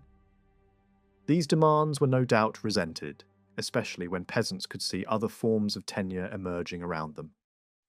Cash rents may have caused even more friction. The newer leasehold terms often carried heavy rental burdens. Even where entry fines were low, the annual rent on land could be substantial, far higher than what later rebel demands imagined as acceptable. Older customary tenures also brought variable entry fines on inheritance or transfer, and those fines could differ wildly from case to case, depending on the land, the tenant, and the lord's will. On some manors, fines dropped after the plague and then climbed back toward earlier levels by the 1370s. On others, they rose more steadily. For tenants trying to make use of the opportunities created by a changed economy, such unpredictability must have been infuriating. If one old burden had begun to shift, why should not others? The spread of leasehold could encourage the belief that the entire traditional system might be open to challenge. The land market became another area of conflict. Land changed hands frequently, both before and after the plague, and lords accepted that so long as transfers passed through the manor court, where fines could be levied and conditions recorded. But many tenants tried to bypass that control. Secret sales by charter, sublettings for terms of years, and other unofficial arrangements become increasingly visible in the records, especially in the 1370s. Sometimes these reflect genuine growth in evasion. Sometimes they may reflect tighter lordly supervision. In many places, there is a sense that administration had been looser in the years after the plague and then became more aggressive later. Old irregularities were uncovered. Hidden marriages were exposed years afterward. Servile men who had quietly obtained free land were suddenly discovered. Rentals were updated.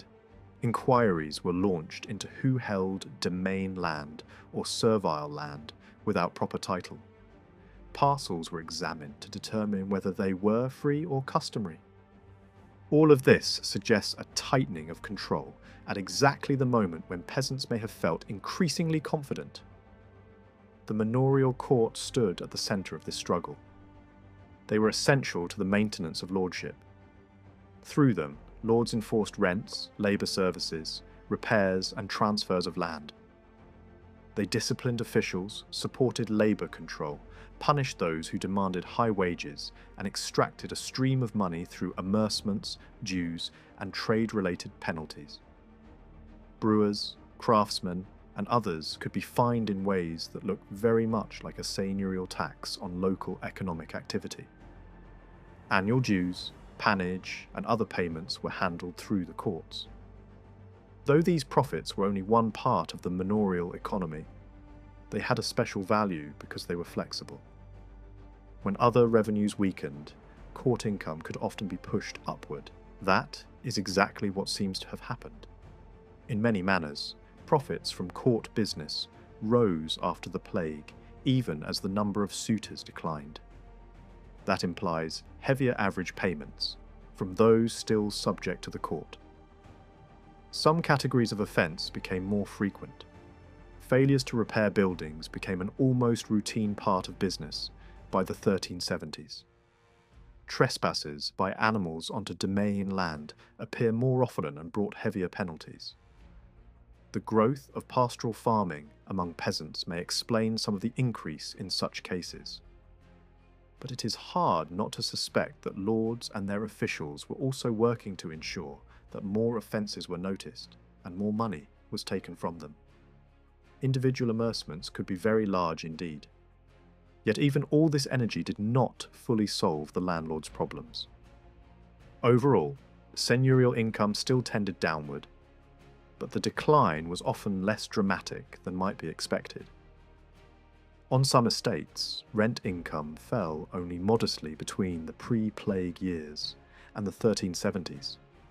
Even on badly affected estates, the damage was not always catastrophic.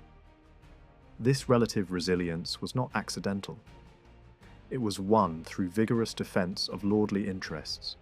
Landlords continued to press rents, fines, services, and legal claims. They retained enough initiative to discipline tenants and make arbitrary demands. That fact is crucial.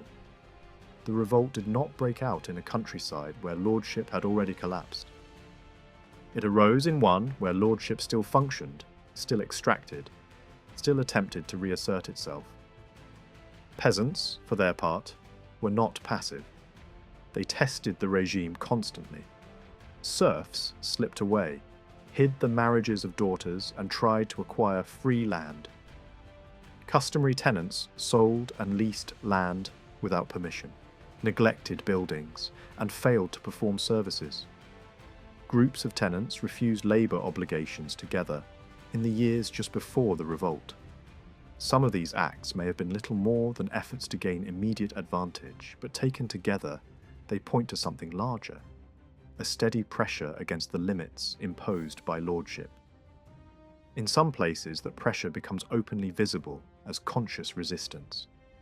The earlier 14th century had already seen flashes of protest. Villagers avoided using the lord's mill. Tenants complained that lords and bailiffs protected corrupt servants. Communities petitioned against oppressive stewards. Poor villagers appealed against imprisonment and seizure of cattle. These were not yet full rebellion, but they reveal a tradition of grievance and organised complaint. After the plague, that spirit did not disappear. Serfs continued to claim freedom and were punished sharply when they failed. Men conspired to swear that a woman was free at the next court. They were fined heavily when discovered. A daughter's old charter of manumission could be challenged through legal technicality, and marriage fines imposed at punitive levels. A rebellious tenant could be forced before an extraordinary tribunal, compelled to swear his servile status, submit to old customs, repair his buildings, and provide guarantors under massive penalties. These are not signs of a relaxed society. They are signs of conflict pushed into legal form. The manorial courts themselves were deeply ambiguous institutions. They depended on the participation of tenants, who served as jurors, chief pledges, and other officials. In theory, these men could soften the harshness of the regime and mediate between lord and village. In practice, they were squeezed from both sides. Lords expected them to uncover more offences, collect more money, and reveal more wrongdoing. Their neighbours expected protection, discretion, and leniency. In a time of growing tension, this position became almost impossible. Court records capture moments when villagers openly contradicted chief pledges, threatened officials, or insulted the jurors who had exposed illicit landholding or other offences. Anger that might once have been directed abstractly at lordship now fell on the village elite, who helped keep the machinery running. That tension also appears in growing distrust between lords and their own juries. Officials were fined for concealing offences. Whole juries were penalised for failing to reveal damage, defaults, or trespasses.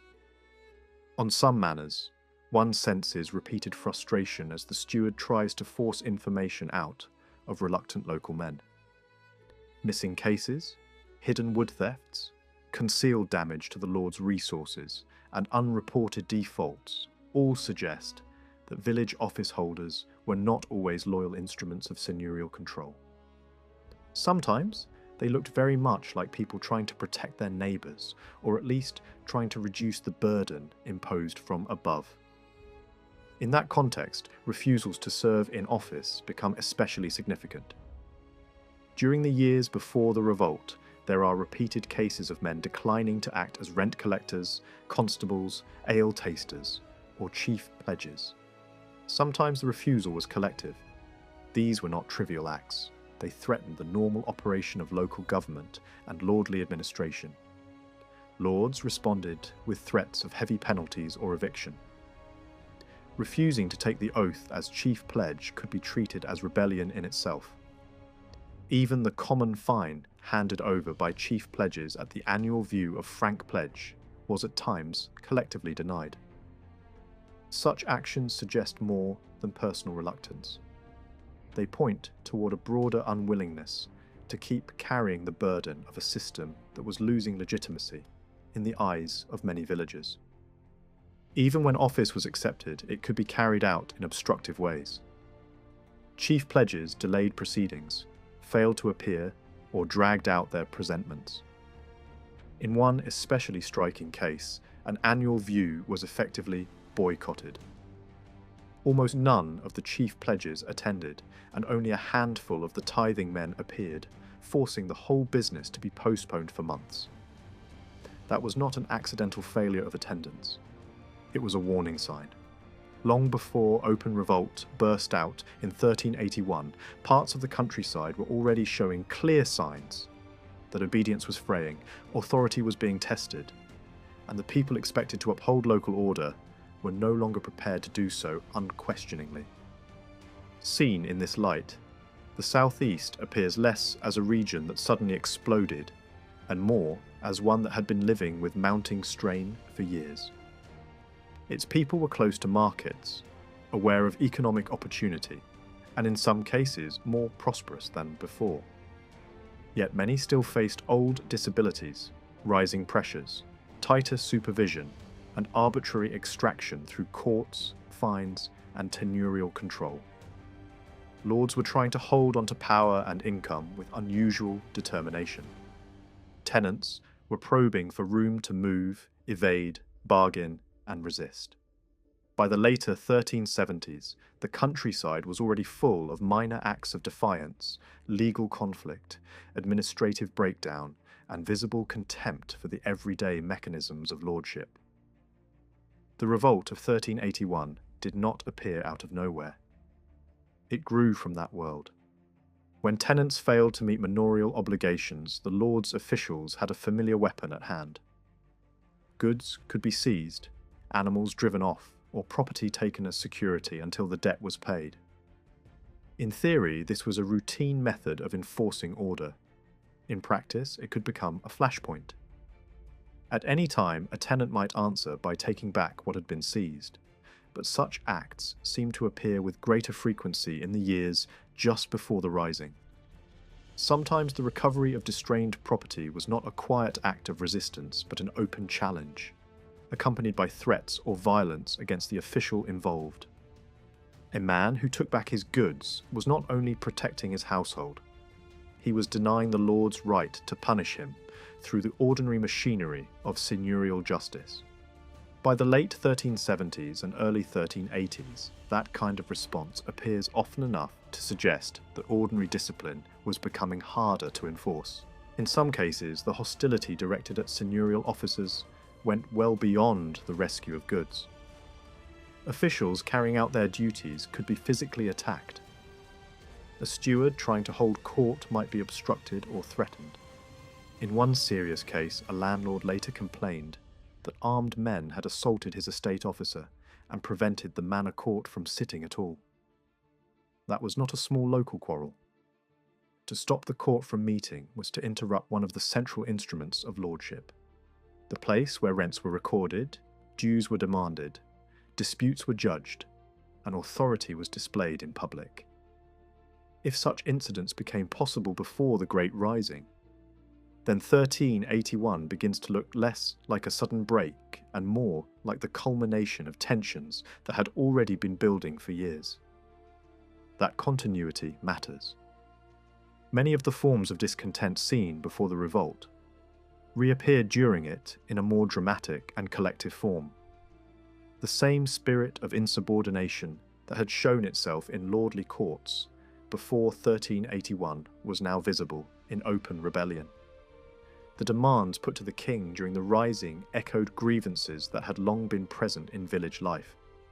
Hostility to serfdom, resentment of customary tenure, anger at labour services and other burdens that survived beyond a simple money rent, and deep frustration with the judicial powers of lords.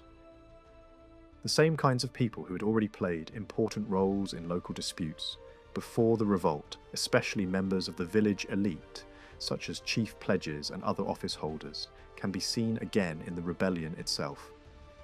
Some of the places that rose most actively in 1381 had already shown signs of strain, disobedience, or confrontation in earlier years. The connection becomes even clearer when the rebels are looked at one by one. Many of those later named in the revolt had already passed through the ordinary cycle of manorial pressures before 1381. Some were behind with rent, some had been fined for failing to keep up buildings. Others had been immersed because their animals strayed onto the Lord's demesne. Those experiences by themselves may seem minor, and for many tenants, they were part of normal manorial life. Yet normality should not be confused with harmlessness. The routine demands of the manor court meant a steady flow of small payments, corrections, humiliations, and reminders of inferiority. A customary tenant might expect to lose a few pence every year to this system, and over time, that constant drain could become a source of bitterness, especially if it fell on people who felt they were working hard to improve their position. In a few cases, it is possible to see a much sharper link between harsh treatment before the revolt and participation in rebellion afterward. One especially revealing example comes from a court session held only days before the outbreak spread more widely. 2 unfree tenants were accused of marrying off daughters without proper permission, even though they insisted that the required payment had already been made. In the same place, members of one family were punished for sheltering a kinsman who had broken an employment contract. Within days, those very people were involved in burning the manorial records. That sequence is striking not because it proves a single direct cause, but because it shows how recent and personal the pressure could be. For some rebels, the move from grievance to action did not require years of reflection. The provocation was immediate. Yet the revolt was not led only by the oppressed in the narrowest sense. Some of the most prominent rebels were men whose economic position had been improving before 1381. A number of them had been acquiring land, building houses, increasing flocks, or expanding their role in village trade and brewing. One had risen in the service of his lord while also accumulating several separate holdings. Others bought small holdings, secured reversions to additional land, gathered timber for new construction, or expanded the number of animals they owned. In some households, brewing had become a major source of income. These were not men standing outside the economy in despair. They were people on the move, trying to take advantage of opportunities created by the changed conditions after the plague. That is precisely why their experiences matter. Lords and officials could profit from peasant success. Entry fines for newly acquired land might be pushed above the average. Brewing fines could become unusually heavy. Trespasses by animals, which may partly reflect the growth of peasant pastoralism, could bring increasingly large amercements. In some cases, a household that was prospering in a visible way seems also to have been milked more aggressively through the manor court. Here, the idea of rising expectations becomes something more concrete. It was not simply that peasants dreamed of better things and were disappointed. Some had already begun to improve their lives, only to find that a watchful lordship was ready to tax, fine, and exploit those gains. Ambition itself could make a tenant more vulnerable. This helps explain why the revolt cannot be reduced to a movement of the poorest alone. Prosperity and pressure could exist together. A peasant with more sheep, more land, or more trade was not necessarily content. He might be more resentful than before because he could now see more clearly what lordship cost him. The very people who were climbing, building, or investing had more to lose from arbitrary exactions and more reason to object to an administration that tightened its grip just as they were advancing. Among the rebels were also men with experience in local office, who had already shown signs of resistance before 1381. Some had refused to serve as bailiffs, jurors, or in other administrative roles. These refusals are especially suggestive. They point toward a growing unwillingness among members of the local elite to remain caught between their neighbours and their lords. The office holder in the manor was expected to present offences, collect dues, and help keep the system functioning. But he also lived among the people against whom the system worked. It is easy to imagine that over time some of these men came to see their position as intolerable. Their participation in revolt may represent more than personal discontent. It may mark the moment when a section of the village leadership finally chose to stand openly with their communities, rather than continue to mediate an increasingly resented regime. Even so, the rising of 1381 cannot be explained solely through relations between lord and tenant. That would make the event too small. The rebels did not live in sealed village worlds. Royal government had become increasingly visible in rural life. The crown's courts, commissions, and justices reached more deeply into the countryside than before. In the years before the revolt, people in parts of Essex, Suffolk, and Norfolk would have seen important royal judges at work in their region, not as distant names but as living figures attached to specific decisions, penalties, and disputes. The labour laws had also brought royal authority directly into daily working life. Cases about wages, contracts, and service passed through higher courts as well as local sessions. People who later took part in the revolt can be found involved in legal business before the Crown's judges, whether in labour disputes, trespasses, or land conflicts. Such experiences may not have turned them into rebels by themselves, but they must have shaped their view of authority. That matters because it blurs the line between social and political grievance. A man who had suffered in his lord's court might also have seen the king's justices enforce labour laws against his neighbours. A village that resented seigneurial exactions might also resent tax collectors and sheriffs. Officials of the crown and servants of great landlords often overlapped in office, influence, and friendship. The same men who acted as estate stewards might also serve as justices of the peace or royal commissioners. The same networks of power ran through local government, manorial administration, and the central courts. To people living under this system, it may have looked less like a collection of separate authorities and more like one connected structure. The king's wars added still another burden. Military service touched some communities directly, and taxation touched nearly all of them. The newer poll taxes were especially explosive, because they spread the burden downward onto the less wealthy and, in doing so, cut across established local habits of assessment and collection. Villages that had long handled fiscal matters through their own leading men suddenly found themselves confronted by a more intrusive and universal demand. Some future rebels appear in the poll tax lists, no doubt paying unwillingly. Others are harder to trace and may possibly have tried to evade payment even before open rebellion. But the deepest significance of the tax lies not in individual evasion. It lies in its universality. It reached into every community and forced the cost of war onto people already sensitive to dues, wages, and authority. That gave the rebellion an intensity and breadth that purely local grievances alone might not have produced. Still, even the combination of seigneurial oppression and state interference does not fully explain the shape of the revolt. One of the most striking things about 1381 is that it did not remain a collection of private vendettas. Some local tyrants were certainly attacked. Some quarrels and personal grievances clearly fed into the violence. Yet the rebels were willing to generalize their demands and act against a much wider system. Men who had suffered most directly under one particular lord might turn their violence elsewhere, against judges, royal officers, or magnates, far beyond their own village. A tenant badly treated in his manor court could end up helping to plunder the property of a great political figure. The point was not simply revenge. It was that the different faces of power had come to seem connected. That same broadening of vision appears in the behaviour of Kent.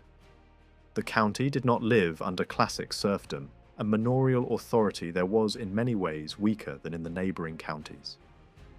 Yet Kent was deeply involved in the rising. That is one of the strongest reasons for rejecting any explanation that relies too narrowly on servile oppression alone. The people of Kent were not rising because they were burdened by exactly the same legal disabilities as their neighbours north of the Thames.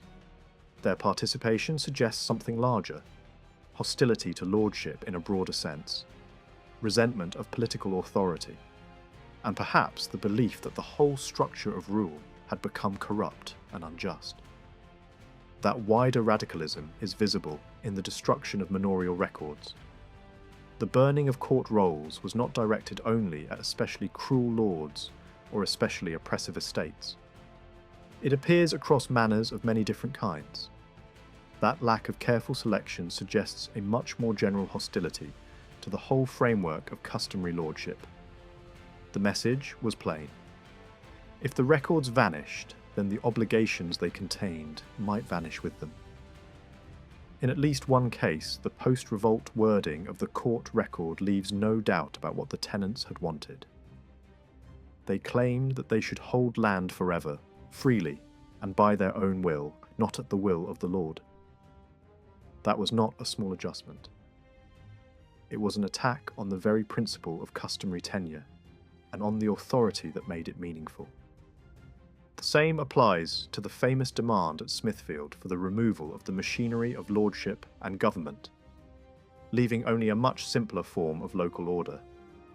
This can sound naive if treated as a wild fantasy shouted in a moment of upheaval. But many of the rebels were not politically ignorant. A surprising number had direct experience of village administration and law enforcement. Men who served as chief pledges or constables understood perfectly well what local order required.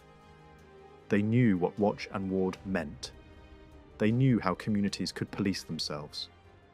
From that perspective, the vision of a society without the heavy superstructure of lordly and royal coercion does not seem childish at all. It looks like a serious, if radical, attempt to imagine government stripped back to its local foundations. None of this means that every rebel shared exactly the same aim. The movement was too broad and too mixed for that. Some people joined for plunder, some acted out old feuds. Village quarrels and family rivalries certainly shaped alliances and choices. Men who hated one another before 1381 did not magically forget it when the revolt began. Some of the violence that now seems random was probably rooted in long memories of insult, trespass, litigation, and personal rivalry. Those private tensions helped determine who sided with whom, who stayed home, who informed afterward, and who took the opportunity to strike an old enemy. Such motives were real, but they should not be allowed to swallow the whole event. To explain the revolt mainly through local feuds would make nonsense of its scale, its demands, and its reach. The broader evidence points in another direction. The rebels were capable of thinking beyond their own village and beyond their own personal injuries. Their demands in London were general, sweeping, and in some cases profoundly radical. They came from the estates of many different kinds of landlords, not only from those where conditions were worst. Even places where tenants enjoyed unusual privileges could support the rising. This suggests that many participants were hostile not merely to a few bad lords, but to lordship itself as a system. That hostility did not always produce a fully coherent political program, but it was nonetheless real. In its most extreme form, it reached toward a world in which all men would share what had once belonged to lords alone. Finally, the atmosphere of 1381 cannot be understood without remembering the excitement and dread of the moment itself. The controversy over the poll tax created a sharp, immediate crisis, but the emotional climate may have been charged by more than taxation. Medieval people were alert to signs and wonders, to storms, disasters, and strange events that seemed to warn of approaching upheaval. A great storm or a destructive gale could feed the sense that the world was entering a moment of judgment. In such an atmosphere, long-standing tensions might suddenly become action. The revolt of 1381 still resists any easy explanation. That is one reason it has continued to trouble historians for so long. It does not fit the simple model of a starving people rising because life had suddenly become unbearable. If sheer misery alone had been enough to trigger a great rebellion, then England would have exploded much earlier, in the hard years of the late 13th and early 14th centuries, when bad harvests, famine, heavy rents, and royal taxation pressed more cruelly on ordinary people than they did in 1381. By the later 14th century, conditions had changed. The repeated outbreaks of plague had reduced the population. That loss was terrible, but for many of the survivors it also created new opportunities. Wages rose, land became easier to obtain, pressure on pasture eased, food, after some difficult years, became more affordable. Small cultivators and labourers could imagine improving their lives. So the rising of 1381 has to be understood not as a desperate cry from the very bottom, but as an eruption in a society where many people had begun to expect more from life and had become less willing to accept the old restraints. Suffolk offers an especially clear way into this world. It was a rich and varied county with strong arable districts, but also woodland, heaths, wetlands, and pasture. It was heavily settled and economically active. Agriculture mattered, but so did fishing, peat cutting, trade, and above all, cloth production. Markets were numerous, and even many small settlements had a commercial character. The cloth industry spread through towns, villages, and hamlets, especially in parts of the southwest. This was not a countryside dominated by a few compact villages under a single lord. Much of Suffolk was a dispersed landscape of scattered houses, hamlets, broken field patterns, and enclosed land. Manors often overlapped awkwardly with villages rather than controlling them as a single unit. Great monasteries and ecclesiastical estates certainly shaped parts of the county, especially around centres like Bury, but lay landlords, especially the gentry, also held a large share of manors. Suffolk was therefore socially mixed, commercially active, and full of overlapping authorities. It was also more complicated in terms of freedom and unfreedom than its reputation sometimes suggests. The county is often remembered as a land of free tenants, and there is truth in that. Free peasants were certainly numerous, but alongside them stood large numbers of customary tenants and unfree people, both on ecclesiastical and lay estates. Many thousands of men and women in late medieval Suffolk still lived under burdens that marked them off from their freer neighbours. These differences mattered, not just in principle, but in daily life. Customary tenants and serfs usually carried heavier financial obligations. Their rents could be higher, their rights more restricted, their marriages supervised, their inheritance less secure, and their land transfers more tightly controlled. in a county where partible inheritance and an active land market made property relationships especially fluid, these distinctions could not have gone unnoticed. A peasant could see freedom and servility existing side by side.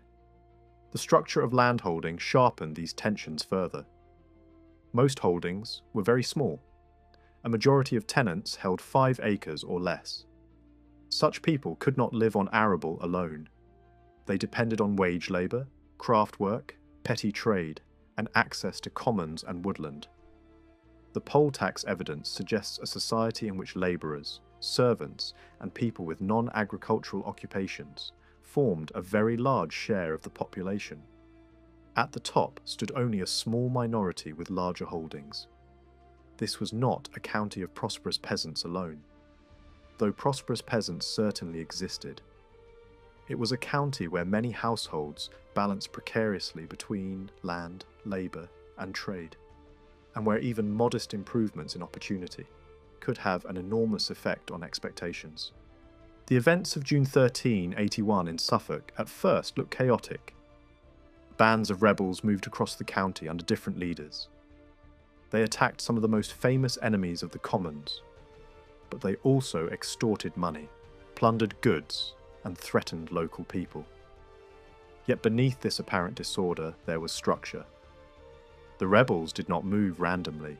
They struck at places that mattered in the government of the county. They targeted towns and administrative centres.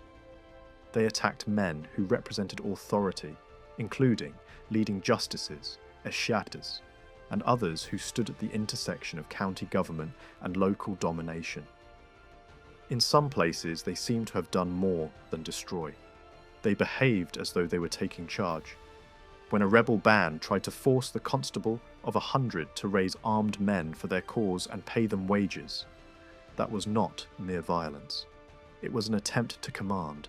When another group was accused of acting as though royal power now belonged to them, the charge may have been hostile, but it captured something real. These rebels were not simply rejecting order. They were trying to replace one order with another. That political side of the rising cannot be separated from social anger. The killing of powerful figures in Suffolk was not random. Sir John Cavendish was hated not only because he stood high in royal justice, but because he had personally enforced the labour laws and was widely suspected of siding with monastic interests against ordinary people. The monks of Bury had their own long and bitter conflicts with those around them, and some of the dead in 1381 were men deeply associated with that struggle. The widespread destruction of manorial court rolls reveals the same logic. The rebels were not burning paper out of ignorance.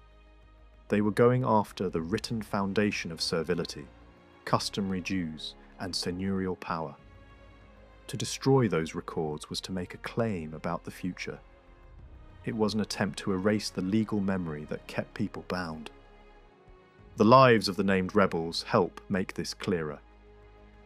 Many of the leaders came from the upper ranks of peasant society. They held land, owned animals, and served in manorial office as bailiffs, jurors, chief pledges, and afferers. They were the sort of men landlords needed in order to keep village government functioning. In ordinary times, they stood inside the machinery of authority. In 1381, many of them turned against it. Alongside them were humbler figures, landless youths, women involved in brewing, servants, labourers, petty traders. There were even a few members of the lesser gentry and clergy. One leading rebel stood clearly above the rest in wealth and public role, but he was exceptional. The great majority were peasants, artisans, and small people whose world was the manor, the market, and the village court. Their rebellion must be understood at that level. The suddenness of the rising has often added to its mystery, but Suffolk was not a county without a history of conflict. Long before 1381, there were signs of organised resistance. One of the clearest examples came from Mildenhall, where tensions with the Abbey of Bury had already flared decades earlier. That was a rich manor, enormously valuable to its monastic lords, and its tenants were deeply entangled in questions of status and obligation. In the early 14th century, one tenant challenged the abbey by arguing that the people of Mildenhall should enjoy the special privileges associated with ancient domain. Behind the legal language lay a larger issue. The tenants were contesting recognition fines, marriage fines, entry fines, and other burdens typical of servile tenure. This was not the complaint of a solitary individual. It appears to have expressed the interests of a wider group of customary tenants who were beginning to ask whether old demands were really legitimate. The struggle did not end there. In the years that followed, legal expenses continued. Old fines remained unsettled, and signs of unrest multiplied.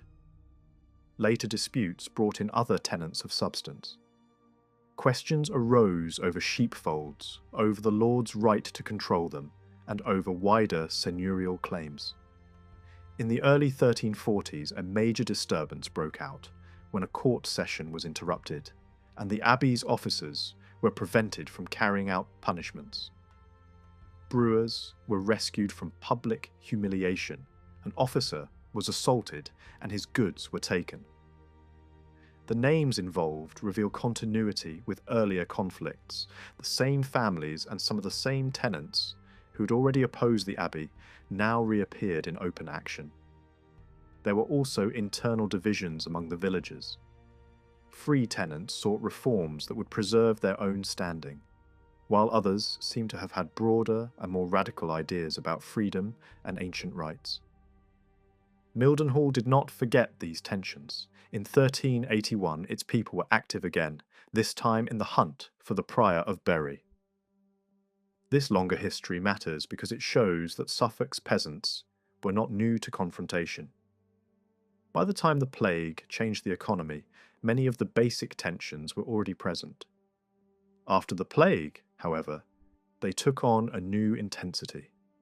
Wages rose because labour was scarce. Tenants found it easier to bargain. Some lords leased their domains for fixed rents. Leasehold arrangements spread further. Yet the social institutions that governed village life remained stubbornly conservative. Landlords had every reason to hold on to the forms of control that still gave them power and income. They might adapt in economic detail, but they were unwilling to surrender the principles of lordship. The result was a constant series of frictions. Tenants failed to pay rents and perform labour services, sometimes in large numbers and over long periods. A handful might miss a harvest boon, but at other times dozens neglected winter work or harvest obligations. These failures were too frequent and too collective to be dismissed as simple forgetfulness. They suggest a continuing unwillingness to submit fully to seigneurial expectations. Lords, meanwhile, watched their customary holdings closely. Since these tenures generated a large share of rental income, every transfer, repair, tree, and building mattered. But tenants often behaved as if they held free land. They sold, leased, cut timber, moved materials, and rearranged holdings in their own interest. If population decline made it practical to merge holdings and demolish redundant buildings, that might benefit a tenant but alarm a lord who saw the value of the tenement slipping away. Some tenants acted with remarkable boldness. One man cut down valuable trees from his holding and sold them without permission. Instead of repairing a decayed barn as ordered, he carried off its materials and used them to build a new house on a different property. Another man, a serf, had quietly taken over a customary holding and then flatly refused to accept it through the normal manorial process, or promised the repairs that went with it. He had already secured control over a free tenement by using legal devices designed to hide his possession. These were not passive peasants crushed by power. They were resourceful, assertive, and increasingly willing to test the edges of the system. The fact that lords could still discover and punish such behaviour did not make the challenge less serious. It only deepened the conflict. Serfs appear especially often in the Suffolk records because they were the ones most sharply restricted and therefore among the most likely to push back. They left the manor, married without license, hid such marriages and obtained free land without permission. Some tried not merely to evade servility, but to deny it altogether.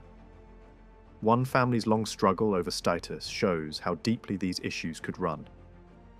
A grandfather had fled from one manor to another, trying to escape the claim that he was unfree. Lords bargained over him as though he were a possession.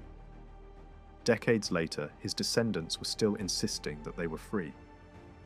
Other cases reveal lords imposing harsh penalties, not only on rebellious serfs, but on relatives or allies who helped them.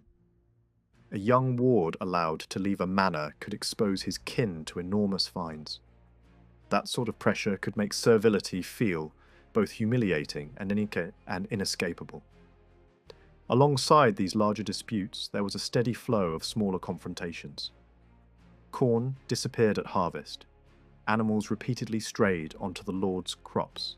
Fish and game were taken. Officials were threatened or attacked. Goods seized in distraint were recovered by force. These were not isolated acts in a peaceful world. They formed part of a long struggle in which peasants looked for every opening, while lords used every remaining power to defend their position. What changed in the post-plague decades was the tone. The peasants had become more confident because many were doing better. Their flocks and herds were larger. Their wages were higher. Their access to land and cash was improving. That material change did not remove conflict, it sharpened it. The pressure fell especially hard on the machinery of village government. Lords depended on local officials to make their rule work. Bailiffs, reeves, chief pledges, jurors, and others were drawn from the peasantry itself. This arrangement was useful because it gave the lord local knowledge and unpaid administration. It also softened seigneurial power by forcing it to pass through men who lived among their neighbours. But that same position was deeply uncomfortable. The official had obligations upward and obligations sideways. He was expected to expose offences, collect dues, and support the lord's rights, yet he also needed to live in a village where neighbours expected discretion and protection. In a time of growing tension, that balance became unstable. Officials could be punished by the lord for slackness and resented by their neighbours for cooperation. It is therefore not surprising that office was sometimes refused. A future rebel rejected service as a juror. In another case, an entire group of village officials boycotted a court session during a moment of particular strain when the lord's property had been stolen and his reeve badly attacked. Such refusals mattered. They were not just personal inconveniences. They threatened the functioning of the manor itself. By the late 1370s, the village men needed to operate lordship were becoming less willing to do so. That was one of the clearest warning signs before 1381. Royal government added another layer of resentment. After the plague, landlords leaned heavily on the state for help in disciplining labour. The labour laws tried to hold wages down and force workers to accept service. Sometimes lords even enforced such rules in their own courts. A labourer could be compelled by local officers to work for the lady of the manor and punished bodily if he refused. More often, the burden of enforcement fell on the king's courts and on justices of the peace. Their activity was very visible. Important royal judges sat in Suffolk in the years before the revolt, hearing cases under the labour laws and elsewhere.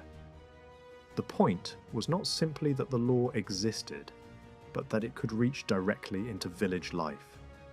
People saw neighbours prosecuted not because they had done something rare, but because they had been unlucky enough to be selected. The resentment this bred was not just about money. It was about arbitrariness, humiliation, and interference in a labour market that people increasingly felt should work to their advantage. Taxation deepened these feelings. The Crown's experiments with new forms of taxation hit Suffolk hard. One tax had to be adjusted upward when it failed to raise what the government expected, which only sharpened anger. In one Fen Edge village, a group of royal officials came to collect money that had not been paid. They seized goods in distraint. The villagers answered with force. They assaulted the officials, broke the wand of office of one of them, recovered the goods, and kept the collectors out of the village.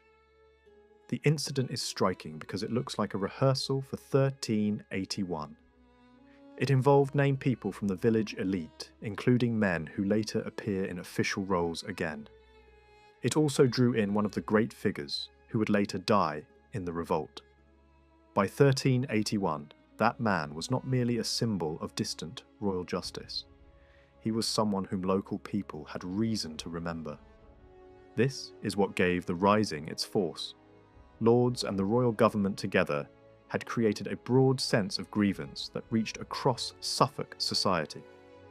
Peasants of substance, smallholders, labourers, village officers, and even a few members of the lesser gentry could all feel, for different reasons, that the system pressed too hard. The link between political and social resentment appears clearly in a petition from one coastal community in the years before the revolt.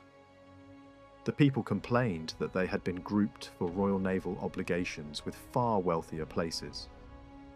They protested the burden of the king's demands, but they also stressed that they were unfree and lacked the liberties that would allow them to prosper like borough dwellers.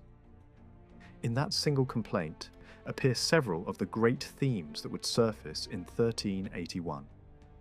Resentment of servility, awareness of privilege elsewhere, anger at royal fiscal pressure, and the belief that legal disabilities were holding people back from wealth. Suffolk, therefore, shows that the Rising was neither irrational nor accidental. It grew out of a long history of opposition to lordship, sharpened by the economic changes after the plague and intensified by the intervention of royal government in wages, taxation, and justice. The people who rose in 1381 were not simply the poorest of the poor. Many were men and women whose condition had improved enough for them to imagine more freedom, more property, and more control over their own lives. What made the situation explosive was that the institutions around them had not changed at the same speed. Lords still defended ancient powers. The state still reached into village life. Village officials still carried impossible burdens between authority and community. In such a world, rebellion no longer looks unnecessary. It looks like the moment when long-running friction finally turned into open resistance. One last piece of the story lies not in rents, courts, or taxes, but in the way ordinary people imagined the world around them. The rebels of 1381 were raised in a culture that did not simply teach obedience. Popular stories, seasonal customs, village gatherings, and festive rituals could all carry an undercurrent of mockery toward power. A small clue survives in the nickname of one Suffolk villager known as Little John. That detail may seem trivial, but it suggests that tales of outlaws were already circulating widely enough to shape how people named and recognised one another. If stories of Robin Hood were already familiar, they would have offered more than entertainment. In a county full of rumour about grasping monks, corrupt justice, and collusion among the powerful, a tale in which outlaws outwitted greedy churchmen and dishonest judges could speak directly to village experience. Such stories did not automatically produce rebellion, but they could help create a language in which resistance felt imaginable. Popular legend mattered because it gave moral shape to resentment. A corrupt abbot or an unjust official did not have to be understood only through legal argument. He could also be recognised as the villain of a story everyone already knew. That kind of culture gave ordinary people a way to interpret real events through familiar patterns of right and wrong. Modern readers may be tempted to dismiss such tales as harmless amusement, but their meaning depended on the audience and the moment.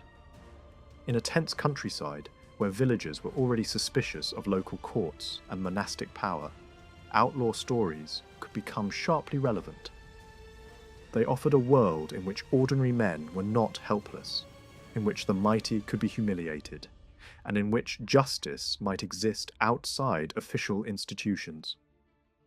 The same is true of festive customs.